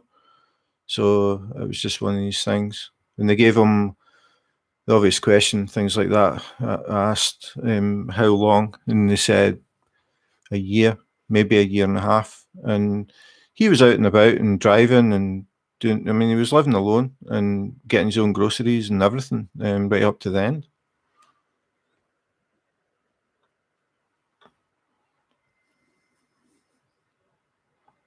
Oh, sorry to hear that, Angie. It's amazing though how many people now have got cancer. All these different cancers. I know someone who had cancer of the eye. I'd never heard of that. She had to get her one of her eyes removed because she had cancer in the inside of her eye. And it wasn't painful. She never knew. It was just, she kept, every now and again, she would get like a black spot, which she couldn't see. And she went to the opticians and they sent her to the hospital. And they said, you've got a tumor inside your eyeball and we need to remove it now.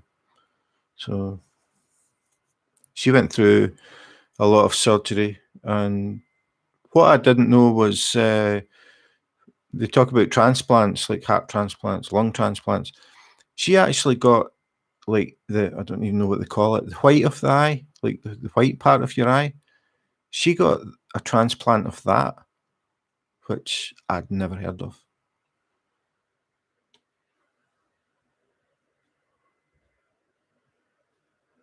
What they did was they created a ball of coral, and then they put that whatever it is. It's not skin, but they put the white on the coral, and they fitted that in. That's just weird. When the first time she got it done, her body rejected it, and she had a lot of problems. But the second time it worked.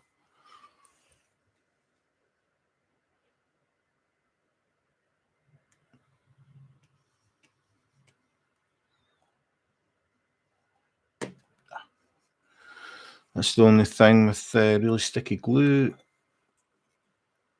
You can't slide the drills, but you can if it's. Just lost the drill. You can't. You can if it's poured glue. I find that poured glue is quite slippy. There you go. Yeah, that was the first time I'd ever heard of it. Eye cancer.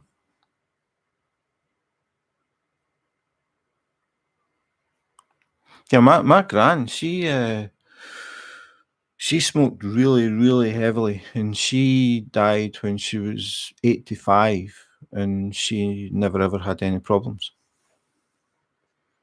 You always get exceptions, I think, to the rule. She was definitely one.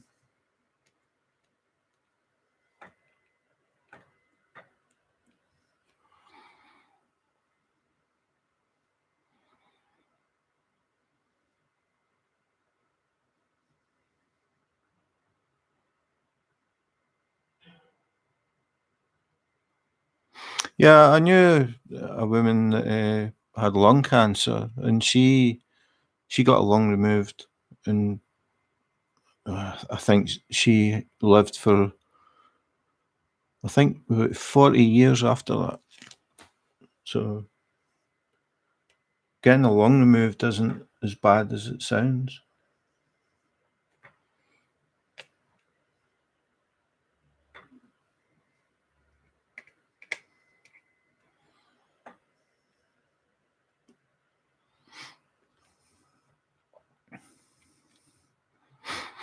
Yeah, I mean, I've spoke about this, well, not on here, but I mean, just in general conversations. I think back to when we were kids, me and my sister. My mum and dad both smoked. They smoked about 40 cigarettes a day each. And we would go on vacation. We'd get in like a really small car and we'd be sitting in the back, no seatbelts on. They never had seatbelts on. And they would just be smoking all the way. And the windows were rolled up. So we were breathing that in all the time. Nobody even thought about it.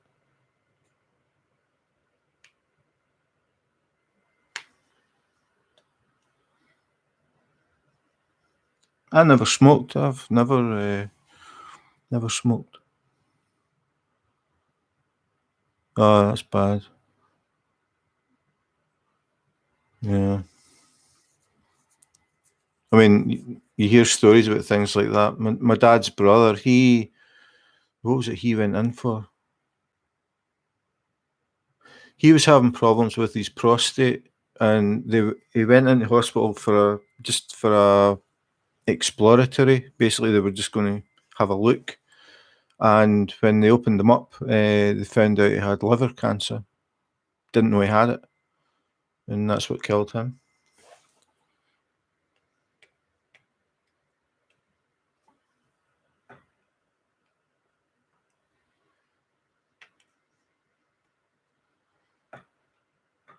I mean, I think the thing is you've just got to make the best of the time you've got. Simple as that.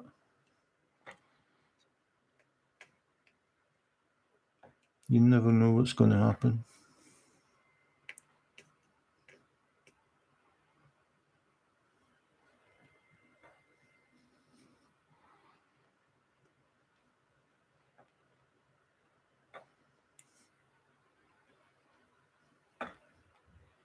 And the woman that had, it was friends of my mum and dad, the woman that had the lung cancer, her husband got bone cancer and they couldn't do anything for him. And he had that for a long, long time.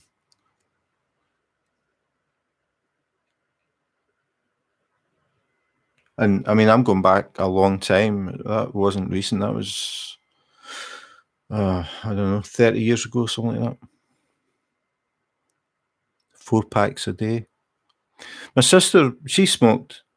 Um, I don't know how many she was on, maybe 20 a day, maybe like 1 pack a day. And then she found out she had breast cancer and she struggled to stop, but she did. They told her that she had to stop because it affects the recovery uh, after operation. So she eventually did, and she now smokes the vape things.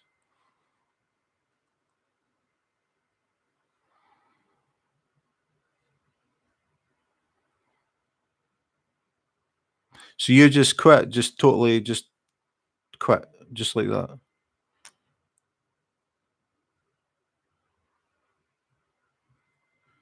Yeah, I know what you spend your cigarette money on, Angie. I used to say that to my mum and dad. Like they would always every now and again they'd say, right, that's it. When cigarettes get to £1 a pack, we're stopping. So cigarettes got to £1 a pack and they never stopped. And then it'd be okay. When cigarettes get to £1.50 a packet, when cigarettes get that went for years. And then eventually it was my dad actually stopped first because my sister was getting married and he stopped smoking. And what he did was the money that he would normally spend on cigarettes, he put away. And that paid a good chunk of the wedding when my sister got married. I think he saved that money for about 3 years. And I used to work beside my dad.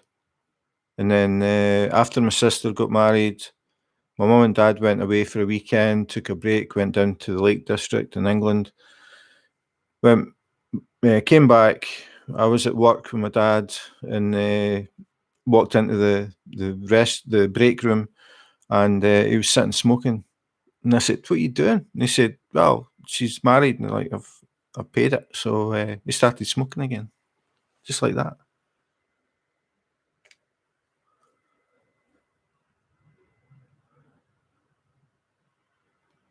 Yeah, I don't know how much cigarettes were when they started.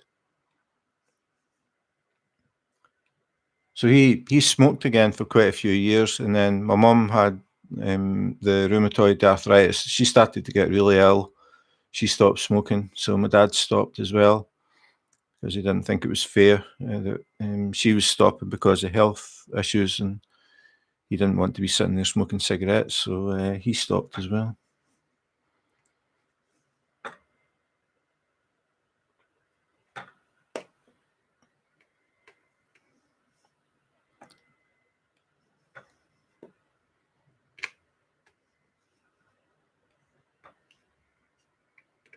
So tomorrow's WIP is going to be a bit more interesting than this one. Tammy's going to be doing a keychain using special drills, and I'm going to be working on this. But I quite like doing these things. I like just getting to know people a bit better, and then we just talk about random things. Now we're talking about the price of cigarettes. I like that. I like that sort of thing. You'll get some people coming in thinking, "Oh, they're not even talking about diamond painting," but I like the variety.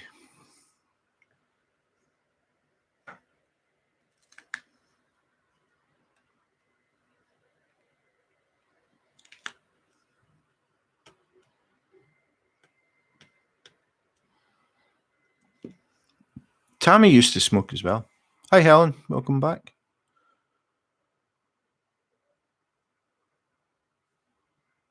Yeah, I just feel that if we just constantly spoke about diamond painting, I think we would all just get fed up. There is only so much you can say about it. It's different for people that come in that are new and they maybe want to ask things about diamond painting, which is fine. I mean, we'll always talk about diamond painting if anybody wants to, but I quite like the randomness. I like the fact that when I come on, I've no idea who's going to come in, and I've no idea what we're going to talk about.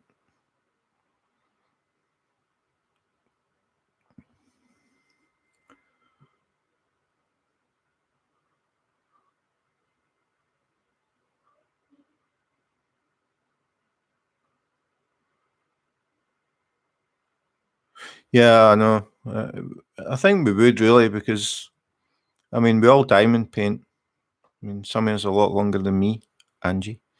Um, I mean, we all enjoy doing it, but I just think it's interesting just to talk to people that you would never know if it hadn't been for the internet. I like talking to people in different countries and just I don't know.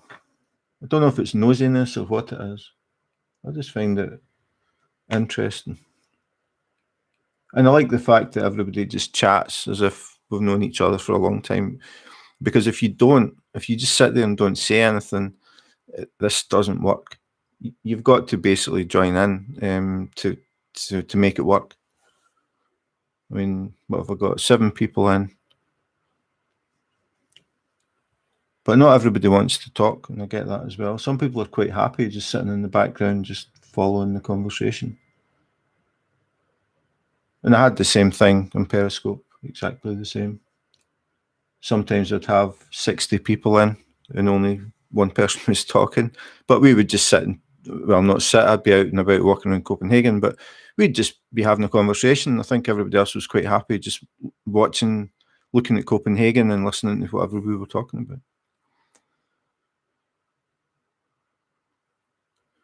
$10 a pack. In Denmark, the government regulates the price of cigarettes.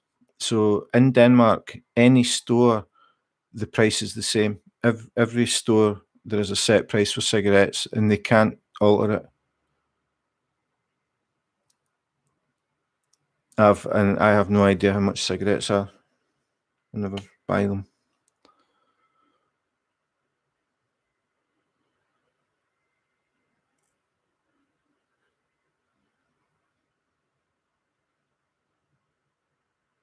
Oh no, that was quite a long story, but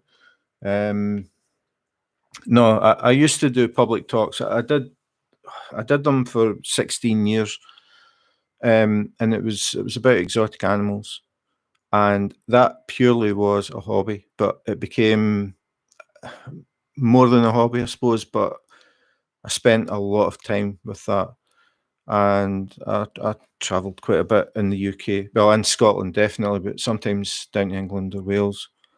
And it was exotic animal husbandry. As I said in that, whenever it was that was talking about that, I've always been interested in nature, animals, all that sort of thing, and always wanted to be a vet. But when it came to getting the grades at school, chemistry, I could just not get my head around chemistry. So I left school, and I started working in where my dad was, and I served my time as a welder. Wanted to be a vet, became a time served welder. Um, but I still always had this interest. And 1984, I was in a pet shop and I saw a snake, and I bought it because I was just so curious about it. And from that, I ended up. I started a website eventually. I mean, 1984, there wasn't the internet, but I started getting more and more interested in the whole husbandry thing of reptiles, exotic animals, lizards, everything. And eventually, I started the website, and before that, I was answering emails a lot. And I remember one week I had over 1,000 emails in a week. That was the most ever. And it was people asking me questions about they had some kind of exotic animal, and normally it wasn't feeding. That was the problem. And I was basically trying to help all these people. And then I went to a reptile fair in Glenrothes in Scotland. One of my friends, he bred snakes, and he asked me if I wanted to go because they wanted somebody to talk to people. So that's what I did, and that's what started it. I went to this reptile fair, and I had people coming up asking questions about keeping snakes, and it started with that. And I ended up doing that for 16 years, going to schools, going to preschool groups, old folks' homes, a deaf school one time, youth clubs, television. I ended up doing a series of 20 slots on live television every Thursday evening, taking various exotic animals on and getting asked questions about them on live television, not rehearsed, so I didn't know what they were going to ask me. That was a bit nerve-wracking. And I took various snakes, I took tarantulas, I took various lizards. I can't remember everything I took, but scorpions, a lot of stuff. So I got involved with a place called the Reptile Trust in Newcastle in England, and I used to go down and visit them, and they would tell me all the stories about how these various animals ended up at the place. So I started getting involved in that. I was one of the people that started the Scottish Exotic Animal Society. It was me that came up with the name SEAS, SEAS, where people could meet up and talk about or share tips on how to keep different things. I would also do my best to talk people out of buying exotic pets, because sometimes you meet people and you just know they just don't get it. I helped out at the SSPCA in Scotland in Balerno, and got involved in the dogs. That was my main thing. I would look after the dogs. I would clean them out, take them for walks, play with them, and then people would come up looking for a dog, and I would try and match them up with whatever we had in. Sometimes I wouldn't let people see the dogs. Typically young guys looking for a pit bull or something like that. They just would be told to go away. I used to visit people at home. I did that a lot. People would contact me. I've just bought a snake. It's not feeding. Don't know what's wrong. I would find out where they lived. If it was reasonably close, I would go and visit them. I would look at the setup. I would explain how the whole thing works and all that. And that I mean, I was doing a full-time job at the same time. What is belly button fluff? Talking about collecting belly button fluff. I saw a thing on TV. A guy had been collecting belly button fluff for years. And normally it's blue. So a guy had been filling jars of belly button fluff. Belly button fluff is the dust that collects in your belly button if you do not clean it out. So yeah, the reptile thing became a massive. Yeah, seriously, it was on TV. The guy collected them, and obviously at certain times he must have changed what he wore, because most of the time it was blue, and then you would see a band of sort of orange or red or something, and then blue again. No, reptiles don't have. I've had loads of discussions about that sort of thing, and I like when people ask me questions. I did talks at zoos as well. I also did talk to the zookeepers at a zoo that I won't mention, but a zoo in Scotland, and they asked me to come up and have a look at their exotic animal collection. They got a new manager.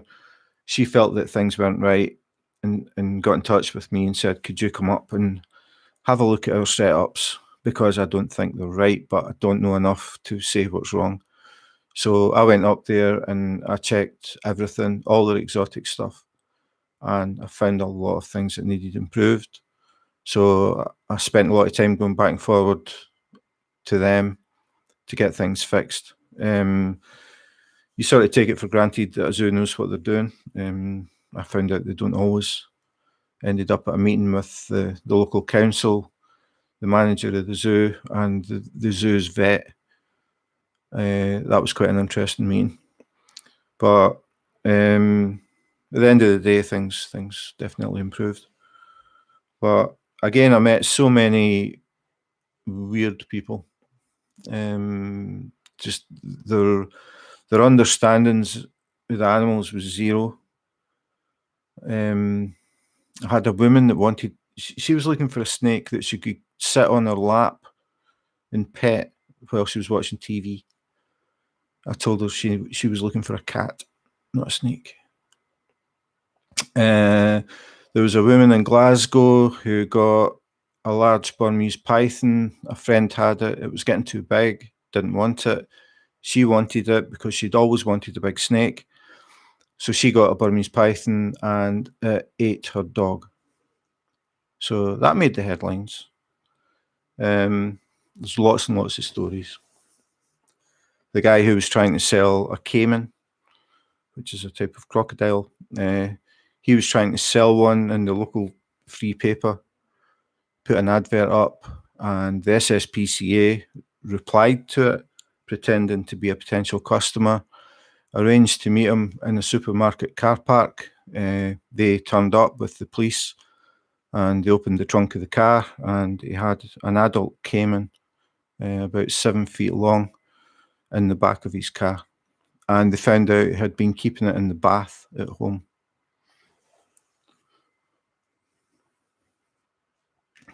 So that was the sort of things that I was trying to stop happening. It was really trying to educate people, but in an interesting and fun way. I found it really cool, like going to schools and the kids asking all these questions, and you could see them thinking when you were talking. But yeah, I mean, like I said, you get some people that just shouldn't keep any animal.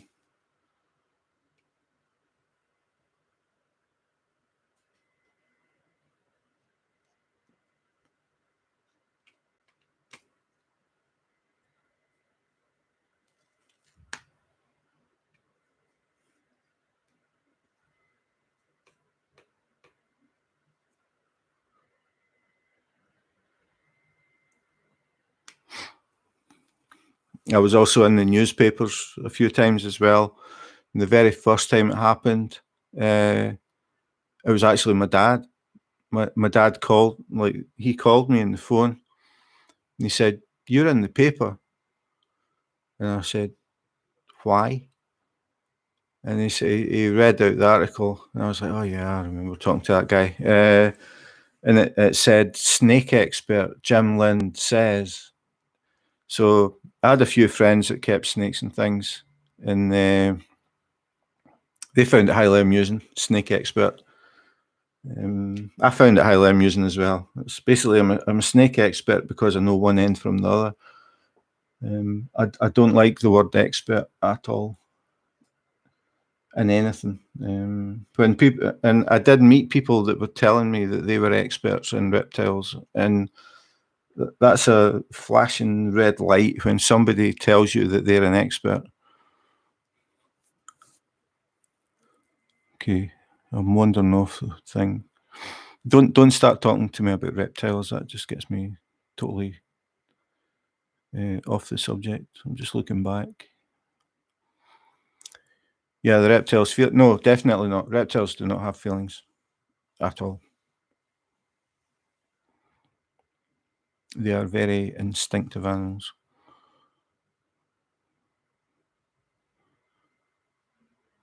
Raises snakes. Yeah, I used to breed snakes as well, and again, it was purely curiosity and the challenge of trying to do it. At one time, I had over 100 snakes. Hello. Hi. It should be. That's the new one. It should be. Okay, That's Tammy just came in for her iPad. Sorry. Going to go and she's going to go and cook dinner. Hi, so everybody. she puts the iPad on and listens to things while she's cooking. Yeah. Yeah. While I'm stirring. Yeah. Okay, bye.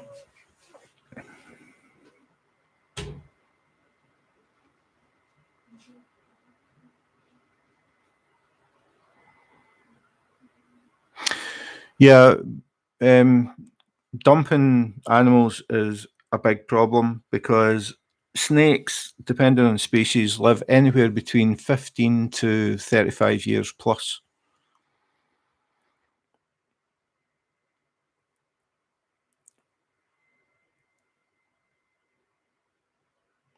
Harbour Freights, yeah. I'm going to try and look up again about those Harbour Freights. Elizabeth Ward, I've never had them. I've seen them, but I've never tried them. I know I can get them. I can get them on Amazon DE. But the thing is, I'm now getting to the point that do I really want to have more storage? I've got the lockables, I've got Tic Tac boxes, I've got Harbour Freight. I've got some of those little tubs, the little round tubs. But now I'm thinking, do I really want to spend money buying stuff just to see what it's like when I'm probably not going to use it? I've definitely got enough to keep me going.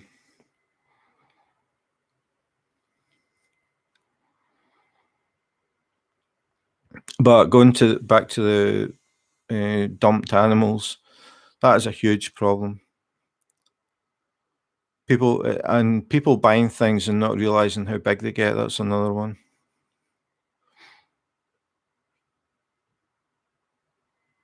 Yeah, Elizabeth Ward.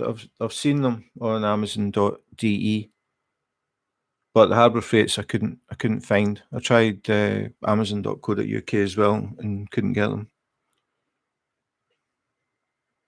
But Angie was saying they're only available through Harbour Freight, but I'm sure I saw them advertised other places. I'll find the links, Angie. I shall be proven correct. I hope.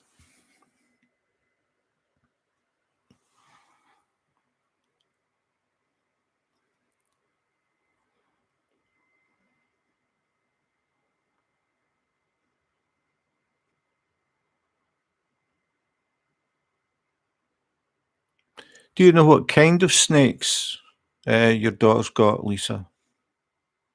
Is it like corn snakes or pythons, ball pythons maybe.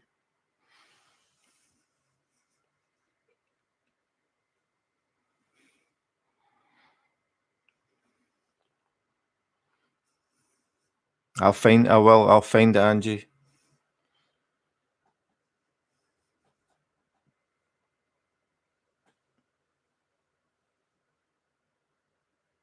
And if I don't, I'll make it up. That's what the internet's all about.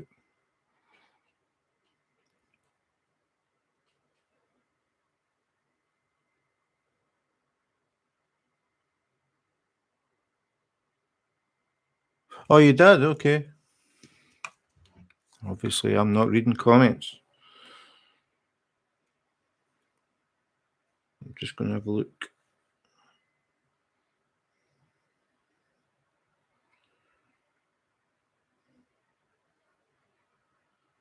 Ah, okay. That's a ball python, or we call them royal pythons in the UK. I used to have 16 of them.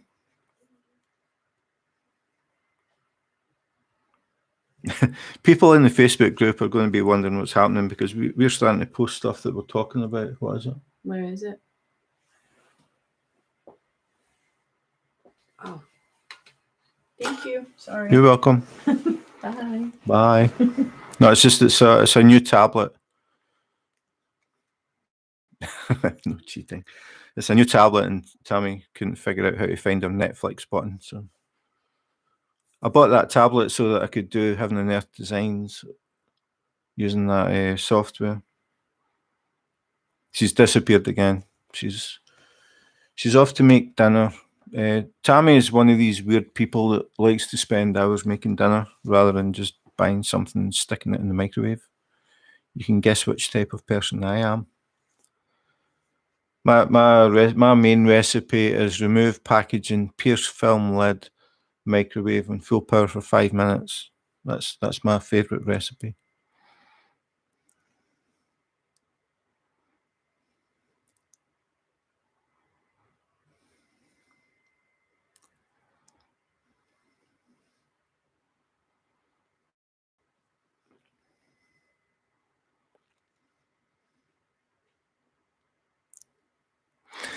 Yeah, a lot of people think that snakes are wet and slimy. Yeah, they're not.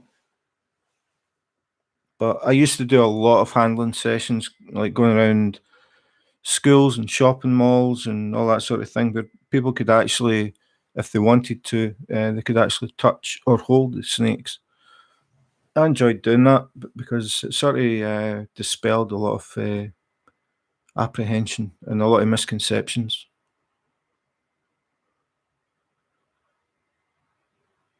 Yeah, he's a man after my own heart. I don't know what I would have done if they hadn't invented the microwave.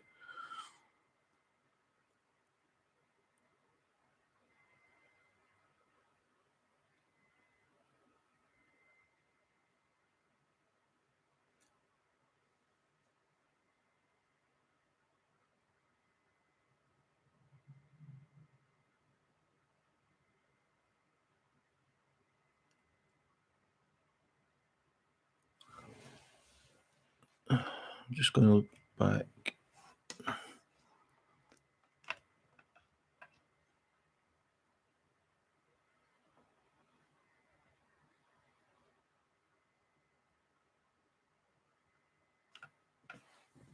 Yeah, now I'm thinking about these Harbour Freight things. I'm sure I saw them on other sites.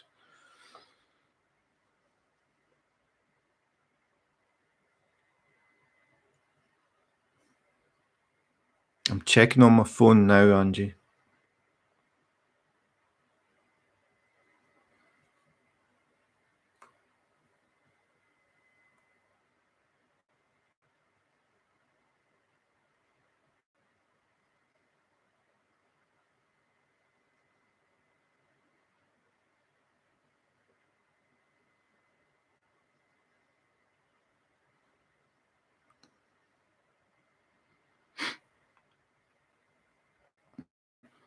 What do they actually call them? The Harbour Freight things? Because Harbour Freight makes a load of stuff. I just searched for Harbour Freight tubs and got something totally different. Harbour Freight containers.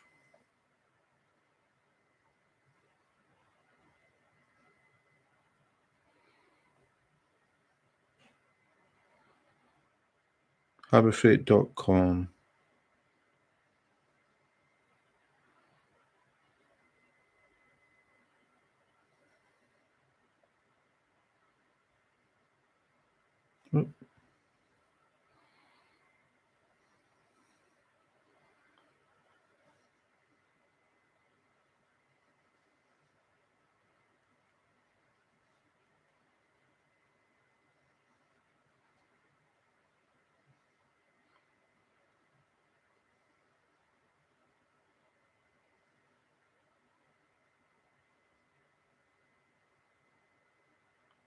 Can you get Harbour Freight on AliExpress?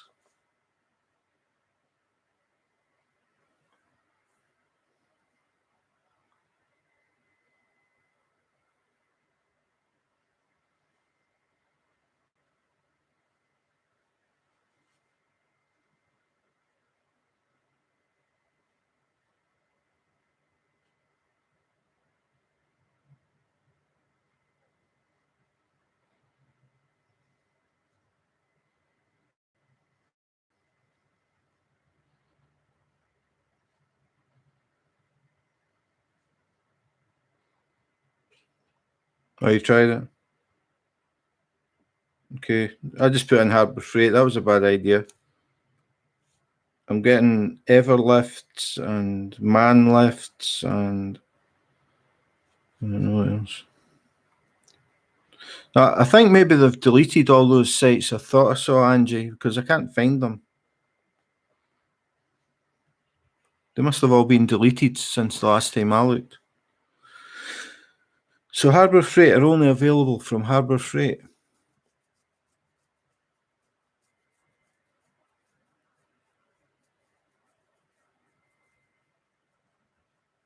They must be making a lot of money out of diamond painting.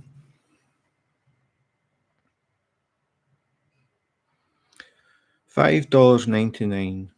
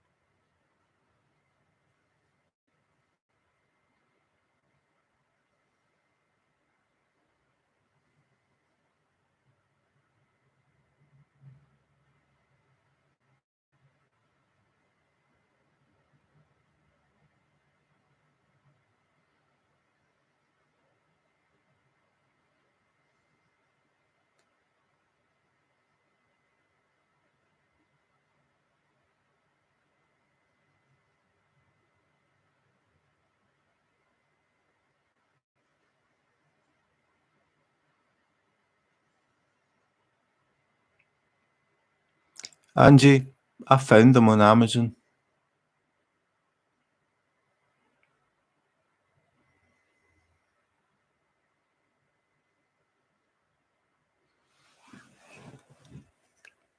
Exhibit A. Why is that back to front? Is that back to front for everybody?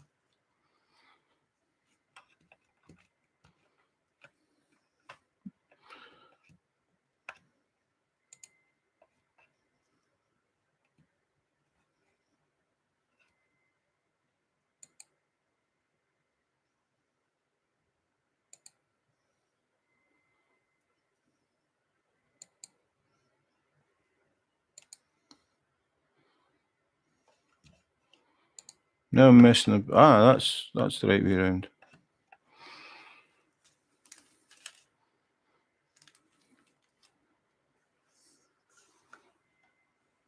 Three stars. 24 container storage box.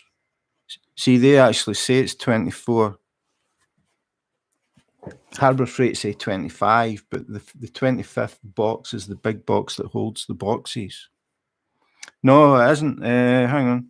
It's Amazon.com. Hang on. I'll send you the link.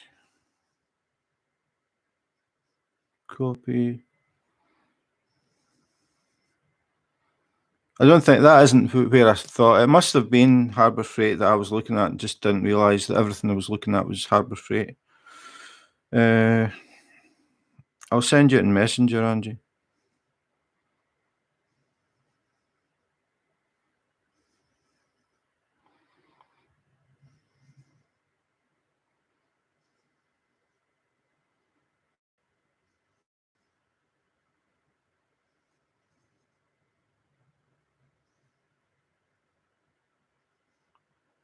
Okay, you should have it in Messenger.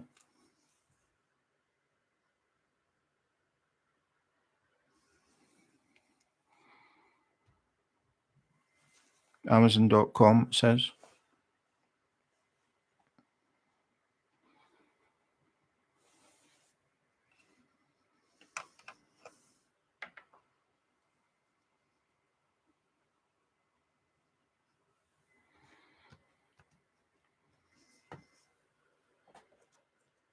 So the diamond painting came to an abrupt halt.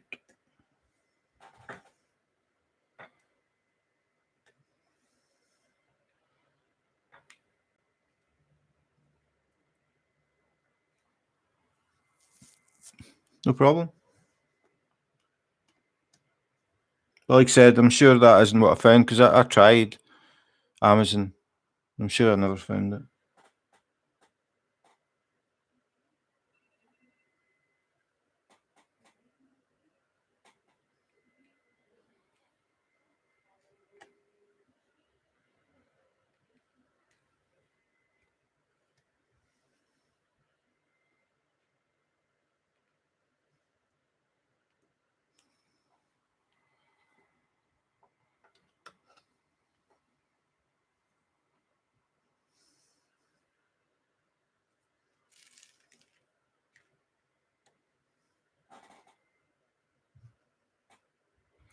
I think if I did these things every time I diamond painted, this diamond painting would probably take me about 3 years to finish.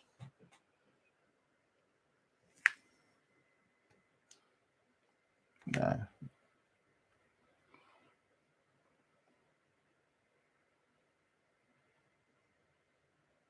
I'm sure I saw one. No.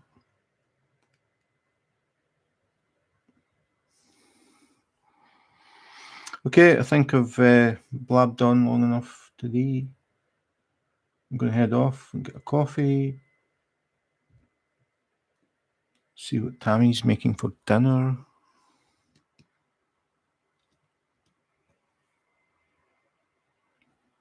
You have to check what back? Oh, check them out. Yeah. Well, it's interesting that I did actually find something because when I first checked, everything said harbourfreight.com at the top. And then I just noticed that one of them said Amazon. It'd be interesting to see how much they're charging. Are they buying them and then adding a little bit on top? Where are you again, Helen?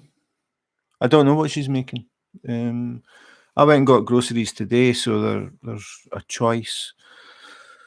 I don't know which one she chose. We've got a limit at the moment. If you go to the supermarkets, it's only one person per household. So Tammy was working, so I went away and bought some various things, so she can decide what she wants to make.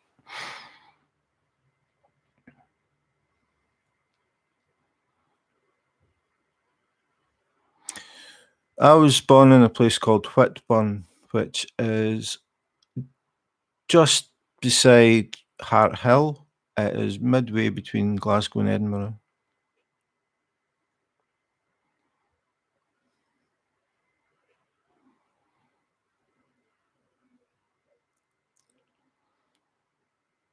And then I moved to Livingston. Then I moved to Pennycook, just south of Edinburgh. and then I moved to Blackridge, and then I moved here.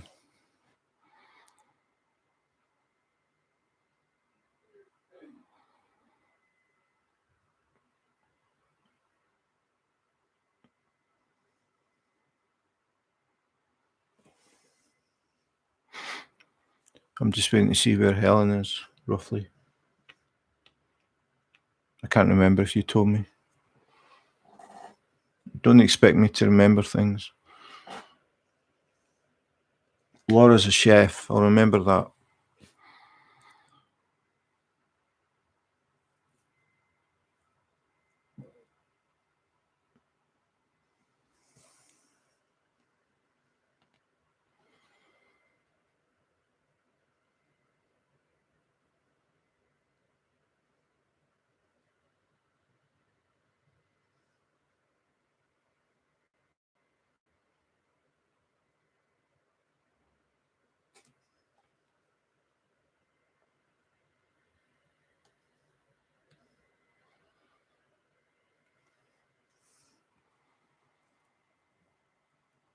Okay, I'm going to head off. As I said, Tammy and I will be on tomorrow, the usual time, 8 p.m. till 9 p.m.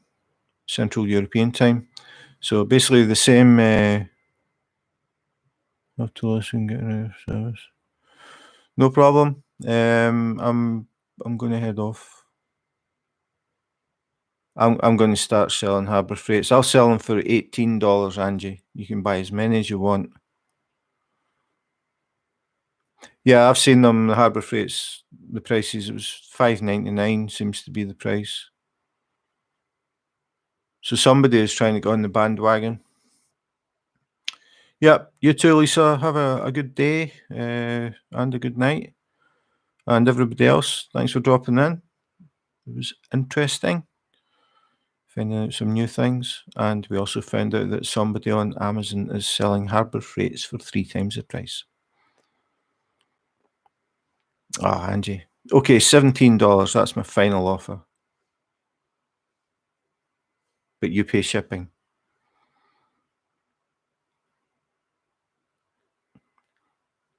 Anyway, as I was saying, Tammy and I will be on tomorrow. We're doing a dual WIP. Tammy's going to be doing her first keychain with special drills, and I'll be trying to get a bit more of this done than I got done today. So we'll maybe catch you then. If not, we'll maybe catch you on Saturday. We're back to our normal time on Saturdays. I think we confused some people this weekend, but we're back to Saturdays. Okay, see you, Mike, Angie, Lisa, Laura. Who else is in? Can't remember. Everybody, just everybody that's been in. Thanks for dropping in, spending a bit of time. In the meantime, take care, be safe, and wash your hands.